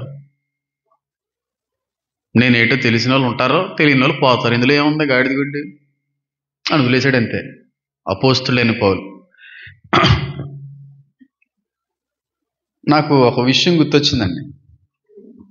ఏంటంటే అది నేను ఉపయోగించడం అంత అవసరం లేదు, కానీ గుర్తొచ్చింది. ఏసన్న గారు ఎంతమంది తెలుసు? ఏసన్న గారు పరిచర్య మొదలుపెట్టినటువంటి తొలి దినాల్లో ఒక భయంకరమైనటువంటి శ్రమ వచ్చింది వాళ్ళ పరిచర్లోకి. ఆయన వాక్యం చెప్పేటువంటి మందిరం పక్కన ఆనుకుని ఒక గది ఉంటుందంట, ఒక గది. అందులోనే ఆయన బట్టలు మార్చుకోవడం, అందులోనే భోజనం చేయడం, అందులోనే ప్రార్థన చేసుకోవడం, తర్వాత మందిరంలోకి రావడం, అలా ఉపయోగించుకుంటూ ఉంటారు ఆదివారాలు శుక్రవారాలని ఆ గది. అయితే ఒకరోజు పాస్టర్ గారు ఏసన్న గారు వాక్యం చెప్తున్నటువంటి సమయంలో ఆ మందిరానికి చిన్న పసిపిల్లల్ని ఎత్తుకొని వచ్చిన ఒక తల్లి గారు వచ్చింది. ఒక తల్లి, విన్నారు అది ఎప్పుడన్నా? నేను విన్నాను. ఒక తల్లి బిడ్డ మందిరానికి వచ్చారు. పాలిచ్చే తల్లి, పాలు తాగే వయసులో ఉన్న బిడ్డ. వాక్యం చెప్పుకుంటున్నారు, బలంగా వాక్యం చెప్పుకుని వెళ్ళిపోతా ఉన్నారు.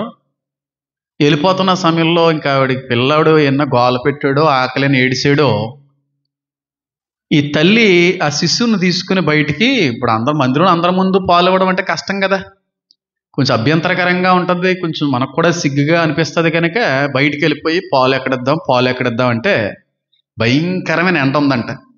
ఆ ఎండలో పాలు ఎత్తది తెల్లనని ఇంకెవరిని అడిగినా సరే చెప్పే స్థితిలో లేరు కాబట్టి ఆ గది ఖాళీగా ఉంది. ఆ గదిలోకి వెళ్ళి పడుకొని ఆ చాప మీద పిల్లోడికి పాలు ఇచ్చేసి మందిరంలోకి వచ్చేసి వాక్యం వినేసి వెళ్ళిపోయింది.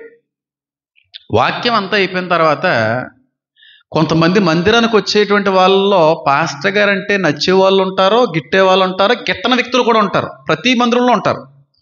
మందిరానికి అయితే వస్తుంటారు, కానీ పాస్టర్ గారి గురించి చెడ్డ మాట్లాడే వ్యక్తులు ఉంటారు, మంచి మాట్లాడే వ్యక్తులు అన్ని సంఘాల్లో ఉన్నారు. అన్ని సంఘాల్లో ఉంటాయి. పూర్తిగా సంఘం అంతా కూడా పాస్టర్ గారిని మెచ్చే విధంగా, పాస్టర్ గారికి ఇష్టపడే విధంగా ఉండే సంఘం ఎక్కడా ఉండదు. ఏ సంఘం అయినా సరే ఎవరో ఒకరైనా పాస్టర్ గారు అంటే ఇష్టపడిన ఆ వాక్యమా, ఈ విధానమా, ఏదైనా సరే ఇష్టపడిన వాళ్ళు ఉంటారు. సంఘానికి వచ్చే వాళ్ళు ఇష్టపడే వాళ్ళు కూడా ఉంటారు. ఇష్టపడినటువంటి వ్యక్తులు మందిరం అయిపోయి వెళ్ళిపోతున్నప్పుడు ఆ గది తీసేసి ఉంది ఏంటని చెప్పి డోర్ వేయడానికి వెళ్ళారంట. డోర్ వేయడానికి వెళ్తే ఆ చాప మీద గులాబీ పువ్వు రేకలన్నీ పడిపోయి ఉన్నాయి. నిజంగా విన్నాను నేను ఇది. గులాబీ పువ్వు రేకలన్నీ పడిపోయి ఉన్నాయి. గిట్టని వ్యక్తులు ఉన్నారు కదా, బయటకు వచ్చిన తర్వాత ఎవరి దగ్గర అనకండే, పాస్టర్ గారు ప్రార్థన చేసుకుని గది ఉంది కదా, ఎవరో ఆడదాన్ని తీసుకుని వచ్చాడు. గులాబీ రేకులు అన్నీ మేము చూడలేదేటి, ఫోటో కూడా తీసాం అని మొదలెట్టిందంటండి. మొత్తం ఊరంతటా అయిపోయింది. సంఘస్థులందరికీ తెలిసిపోయింది ఈ విషయం. పాస్టర్ గారిని పల్లెత్తి ఒక మాట అనలేదంట సంఘంలో ఉన్న వ్యక్తులు. ఒకళ్ళ తర్వాత ఒకరు 2 నెలల్లో 100 సంఘం 20 మందిగా మారిపోయిందంట. ఎవరో చెప్పలేదంట. మానేశారు వెళ్ళిపోతున్నారు. ఏసన్న గారికి ఎవరో చెప్పట్లేదు, గ్రహించట్లేదు. నేను గ్రహించలేకపోయి ఏమైంది ఇలాగే వెళ్ళిపోతున్నారో, సంఘం అంతా చిన్నదైపోతుంది, ఏమైందని చెప్పి ఆలోచన చేస్తే, పరిశీలిస్తే తేలిన విషయం ఏంటంటే, పాస్టర్ గారండి మీరు మందిరంకి వచ్చేటప్పుడు ఉపయోగించుకునేటువంటి గది చాప మీద గులాబీ పువ్వు రేకలు ఉన్నాయంటండి, మీరు ఏదో ఆడావిడితో మీరు గడుపుతున్నట్టుగా చెప్పారండి, అందుకే వెళ్ళిపోయారండి అంటే ఒక్క మాట మాట్లాడలేదంట. ఏమీ అనలేదంట.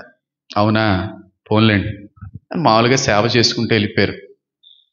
ఈ విషయం కొన్ని రోజులకి ఈ పాలు ఇచ్చిన తల్లికి తెలిసింది. తెలిసి పాస్టర్ గారి గదిలో గులాబీ పువ్వు రేకలు పడిపోవడానికి కారణం నేనే.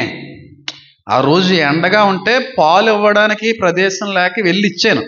ఆ క్రమంలో పడుకుని ఇచ్చాను కదా, ఏడుస్తున్నాడని ఆ క్రమంలో ఏమన్నా రేకలు పడి ఉండొచ్చేమో, కానీ ఇది ఇంత దారి తీసిందా అని చెప్పి పాస్టర్ గారి దగ్గరకు వచ్చి తప్పు ఏమీ లేదండి, కారణం నేనండి అని చెప్పిన తర్వాత ఆ మిగతా వెళ్ళిపోయిన సంఘస్థులందరూ మళ్ళీ వచ్చే ప్రయత్నం చేశారండి. వద్దమ్మా అని అన్నారో లేకపోతే ఏం చేశారో నాకు మర్చిపోయాను, కానీ ఇలాంటి పరిస్థితి రైంది జరిగింది అంతే. కానీ చెప్పేది ఎంత ఉంటుంది, ఎంత పొడుపు చేసేసాడు ఆ పాస్టర్, రోజు పుచ్చుకి పుచ్చుకి అంట.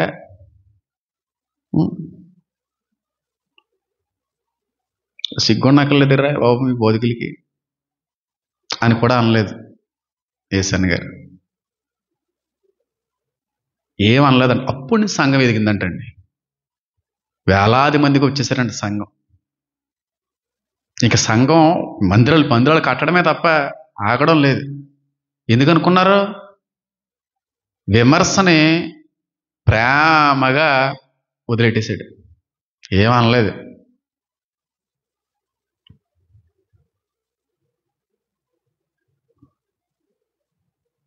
గులాబీ రేకులు పడ్డాయంట. మేము వెళ్ళి చెప్తామంటే అన్నారంట. అసలు ఏం చెప్పకండి, టైం వచ్చినప్పుడు తెలుస్తుందిలేండి ఈటన్నది పరిస్థితి ఈటన్నది అని వదిలేస్తే, ఆవిడ తెలిసింది ఎక్కడి నుంచో వచ్చిందంట ఆవిడ సెలవులకని. మళ్ళీ సెలవులకు వచ్చే వరకు తెలియదు, ఊరు వెళ్ళిపోయింది. ఇది పాలు ఇచ్చేసి తర్వాత తెలిసింది. ఇక్కడికి వచ్చినప్పుడు మళ్ళీ ఊరికి అమ్మగారింటికి వచ్చింది మళ్ళీని. ఇలా జరిగిందే బాబు, ఇలా జరిగింది. అయ్యి బాబు చాలా తప్పమ్మ బాబు, నేనేనమ్మ బాబు గారు, పాలేదు ఇచ్చిందమ్మ బాబు, గులాబీ రేకులన్నీ పడిపోయినాయి అమ్మ బాబు, అబ్బాబ్బాబ్బా బాబా అని చెప్పి పాస్టర్ దగ్గర పరిగెట్టుకుని వెళ్ళి తప్పండి అని చెప్పి చెప్పుకొని వచ్చిందండి. నాలుకే కదండి, పెద్ద విషయం ఉంది, నోటుకు వచ్చినట్టు మాట్లాడుతుంది. అందుకే బహు భయంకరమైనది ప్రమాదకరమైనది ఏదన్నా ఉందంటే నాలికే. చిక్కులు పెడద్దని ఉంది, కొండములు చెప్తుందని ఉంది, శాపాలు పలుకుతుందని ఉంది. టైం వచ్చినప్పుడే ఏదన్నా బయటపడేది. అప్పటి వరకు మనం ఏం చేయాలి? అన్నీ మూసుకుని కూర్చోాలి. పౌలు గారిని విమర్శించారు డబ్బు మనిషిని, పౌలు గారిని విమర్శించారు తిండిపోతని, పౌలు గారిని విమర్శించారు ఆయన ఒక్కడో చేయలేడు ఏంటి మిగతా వాళ్ళందరూ ఎందుకని. పౌలు గారిని అనేక విధాలుగా విమర్శించారు. ఎన్ని విమర్శలు ఎదురైనా విమర్శించిన వ్యక్తుల దగ్గరికి వెళ్ళి సంజాయిషి ఇవ్వలేదు, సంఘాన్ని చెప్పుకున్నాడు. ఇదయ్యా నేను తెలియదా, నా వాక్యం తెలియదా, నా పద్ధతి తెలియదా, నా ప్రయాస తెలియదా, నా కష్టం తెలీదా. దున్నేటువంటి ఎద్దుకి మూతి చిక్కం పెట్టడం సరైందేనా? నా మంద పాలు తాగడం నా తప్ప? ద్రాక్ష తోట వేసిన వాడు ద్రాక్ష రసం త్రాగడం తప్ప? నేనేం తప్పు చేశాను? వాక్యమే బోధించానా ఇంకేనా బోధించానని చెప్పి ఏడుస్తూ రాసినటువంటి ఉత్తరం అండి అది. ఏడుస్తూ రాసిన ఉత్తరం. నిజాలు దేవుడికి తెలుసు, మనకు తెలియదు. నీ గురించి నాకు తెలియదు, నా గురించి నీకు తెలియదు, జరిగేది దేవుడికే తెలాల. అంతేనారే? ఎన్ని శాపాలు అయిపోవో, కుటుంబాన్ని పీడించేసి తినేవో. నేను అనుకుంటాను పౌలు గారు నన్ను విధాలుగా బాధ పెట్టిన వాళ్ళు, అంత స్వచ్ఛమైన నాణ్యమైన నమ్మకమైన సేవ చేసినప్పటికీ కూడా ఆయన ఇబ్బంది పెట్టాలని చూసిన వాళ్ళు అసలు ఏమైపోయి ఉంటారో అని అనిపిస్తూ ఉంటుంది. నీకు విషయం తెలుసో తెలీదో, ఇలాగా ఎవరైతే కావాలని చెప్పి పువ్వుల గురించి పుకారణ పుట్టించారో ఆ వ్యక్తి కుటుంబంలో కొడుకు చచ్చిపోయాడు. కొడుకు అతి భయంకరంగా చచ్చిపోయాడు. అది బాగా తెలుసు నాకు. అది ఈసన్ గారి మీద చెప్పారన్నా చూడండి, కావాలని పుట్టించారు, కావాలని చెప్పి పుకార్లు షికార్లు చేయించారు. ఆ ఇంట్లో కొడుకు చచ్చిపోయాడు. చాలా రోజుల తర్వాత నన్ను క్షమించండి దానికి జరిగినాయి, ఆ పెద్ద విషయం, అది నేను అంత గుర్తులేదు. అలాగే ఈయన వెళ్ళినప్పుడు ఒక అమ్మగారు, ఒక విశ్వాసి డబ్బుల కోసం వచ్చేసాడు. ఆ నన్న వ్యక్తి కూతురు చచ్చిపోయింది, 10th ఫెయిల్ అయిపోయిందని. సేవకులను అసలు ఏమనకూడదమ్మా. నిజమైన సేవకుడి దొంగనకుడికి అయితే నన్ను వచ్చలే అనకూడదు. అసలు ఎవరిని ఏమనకూడదు అన్నాడు కదా, తీర్పు తీర్చుట నా పని అన్నాడు ఆయన. ఏం మాటలు రా బాబు, అలా ఎవరిని అనకూడదురా. ఎందుకంటే నువ్వు పాపివి కదా, నువ్వు పాపే ఉండి ఇంకొకటి తీర్పు తీర్చడం ఏంటి? కానీ సేవకులు ఇంకా అసలు అనకూడదు. ఆయన సాక్ష్యం అంతగా ఈరోజు ఆయన పరిచయం ఎలా ఉంది? 5 10 మందితోనే మొదలైంది. ఆదిలో కొట్టాడు, స్టార్టింగ్లో కొట్టేశాడు. విస్తరించబడిపోయింది పరిచర్య ప్రపంచవ్యాప్తంగా, రాష్ట్రవ్యాప్తంగా, దేశవ్యాప్తంగా.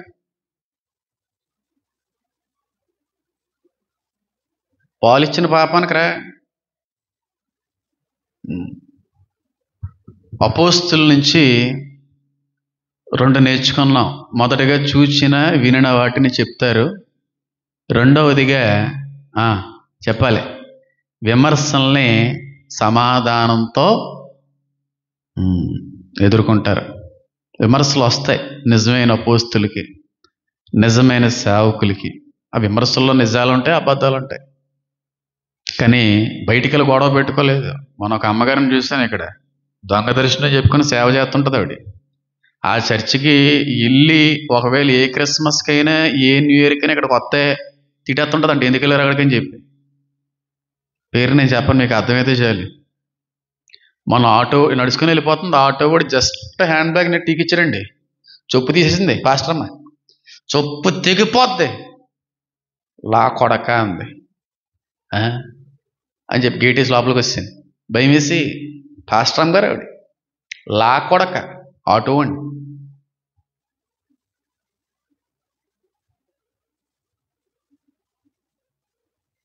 అలా ఉన్నారు.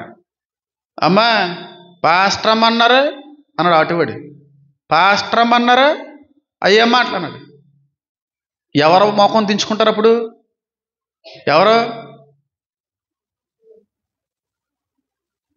ఆయన దించుకుంటాడు, ఈవిడ దించుకోదు. వెంటనే విమర్శించడమే. నేను ఇంకా ఈ రోజున చాలా లో అయిపోయాను, నార్మల్ అయిపోయాను, చాలా తగ్గింపు వచ్చేసింది. 2 సంవత్సరాలు వెనక్కి వెళ్తే వేరేగానే ఉంది. నేను 2 సంవత్సరాలు వెనకలు కూడా అలా కొంచెం స్పీడ్గానే ఉండేవాడిని. ఆ మాటలన్నీ విన్నప్పుడు నీకు మార్పులోకి, తగ్గింపులోకి నడిపించబడుతున్న వ్యక్తిని. అప్పుడు 5వ సంవత్సరంలో ఎప్పుడో వచ్చినాయి విమర్శలు. సిగరెట్ కాడుతున్నానండి, మందేస్తున్నానండి, ఏమీ అనలేదు. ఎంత నార్మల్. ఫోన్ నెంబర్లు కూడా వాళ్ళే నా దగ్గర. ఇలా అంటున్నావు అంటే ఏంటని చెప్పి ఒక మెసేజ్ చేస్తే వాళ్ళకి 102 వచ్చేది నాకు తెలిసి. నవ్వుకున్నాను అంతే. సంఘంతో ఐక్యత కలిగి ఉండాలమ్మా. సంఘం అంటేనే ఐక్యత కలిగి ఉండాలి. అంతేగాని ఈడి మీద ఆడి సాడీలు, ఆడేమో ఈడి మీద సాడీలు, నీ మీద సాడీలు చెప్పేవాడు ఇంకోటి వస్తాడు ఎవడొకడు. విమర్శించుకోవడాలు మానేయాలి, ఏలైతే చూపడాలు మానేయాలి. ఒకరిలో నలుసేతికి ముందు ఏం చూసుకోమన్నాడు? దూలం. మన పెద్దవాళ్ళు ఏమో రంగు అన్నారు అంతే. దేవుడేమో దూలం అన్నాడు, మనుషులేమో దూలం ప్లేస్లో రంగు ఎట్టాడు. అద్దంలో చూసుకోరా నీ రంగు ఏంటని. మన రంగులు మనకు కనబడవు, అందరి రంగులు ఎదుగుతూ ఉంటారు కొంతమంది. నీ కూతురికి పెట్టుకో పేరు, నీ కొడుక్కి పెట్టుకో పేరు, నీ భర్తకి పెట్టుకో పేరు. అవతల భర్తలకి, అవతల పిల్లలకి పేర్లు పెట్టే వ్యక్తులుగా ఉన్న వ్యక్తులు చెప్తున్నాను.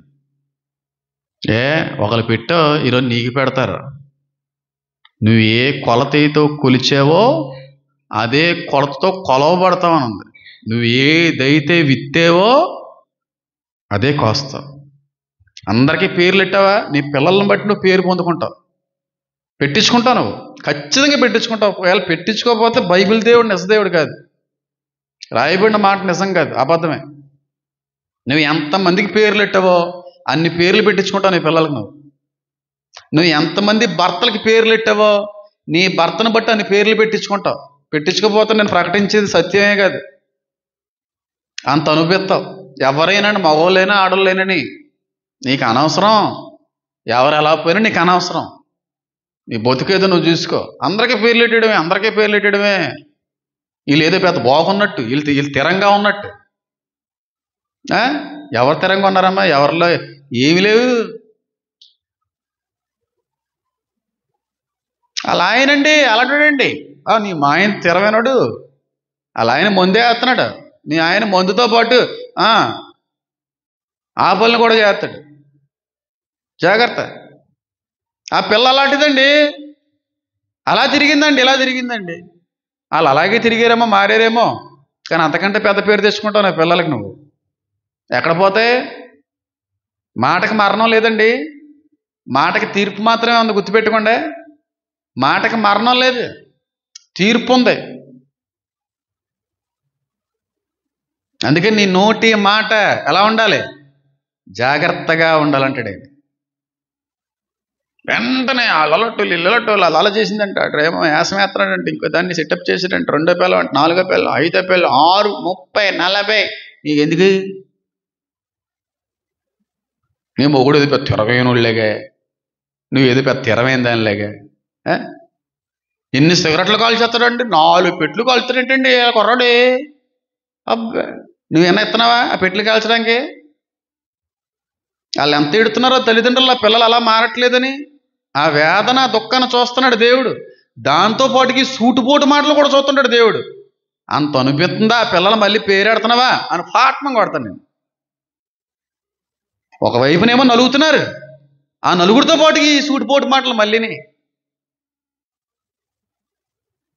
అస్సలు ఎవ్వరికి పేర్లు ఎట్టకండి, ఎవ్వరికి ఈలత చూపకండి. వాళ్ళు మంచోళ్ళైనా చెడ్డోళ్ళైనని. నేను ఎప్పుడైనా వ్యక్తిగత విమర్శించడం చూసారా? నేను బాగోలేనప్పటి నుంచైనా సరే ఎప్పుడన్నా పేరు పెట్టి విమర్శించడం చూసారా? పర్సనల్ విషయాలు మాట్లాడడం చూసారా? నాకు మా ఇంట్లో మేనర్స్ నేర్పారు, డిగ్నిటీ నేర్పారు. మా ఇంట్లో చదువుకున్న వాళ్ళు. కూతురు తల్లి చెప్తుంది, తల్లి ఏమో కూతురు చెప్తుంటుంది కొత్త విషయాలన్నీ. ఏ విషయాలంటే ఇంటి విషయాలు కదా, బయట విషయాలన్నీ. ఉద్యోగం చేయడం పోతాడు ఈ కొడుకుడు. ఆ ఉద్యోగం చేసాడు రాడు, మళ్ళీ ఇంటికి వచ్చి మళ్ళీ అన్నీ ముడేస్తుంటాడు అమ్మకే. అది అమ్మ అలాగే ఇలా కనబడ్డారే, నీకు ఎడతారా పేర్లు ఎవడో ఒక రోజున.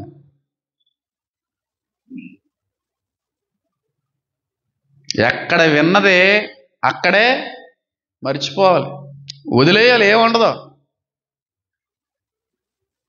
శాపాలు కుక్కలు అన్నాడమ్మా. కుక్కలు, వాళ్ళకి క్షమాపణ లేదు. ఏ ఎంటైతే తిని ఆ తిన్నటువంటి ఆహారాన్ని మరొక చోట కక్కేవో నువ్వు శాపగ్రస్తురాలివే ఆ రోజే. జాగ్రత్త.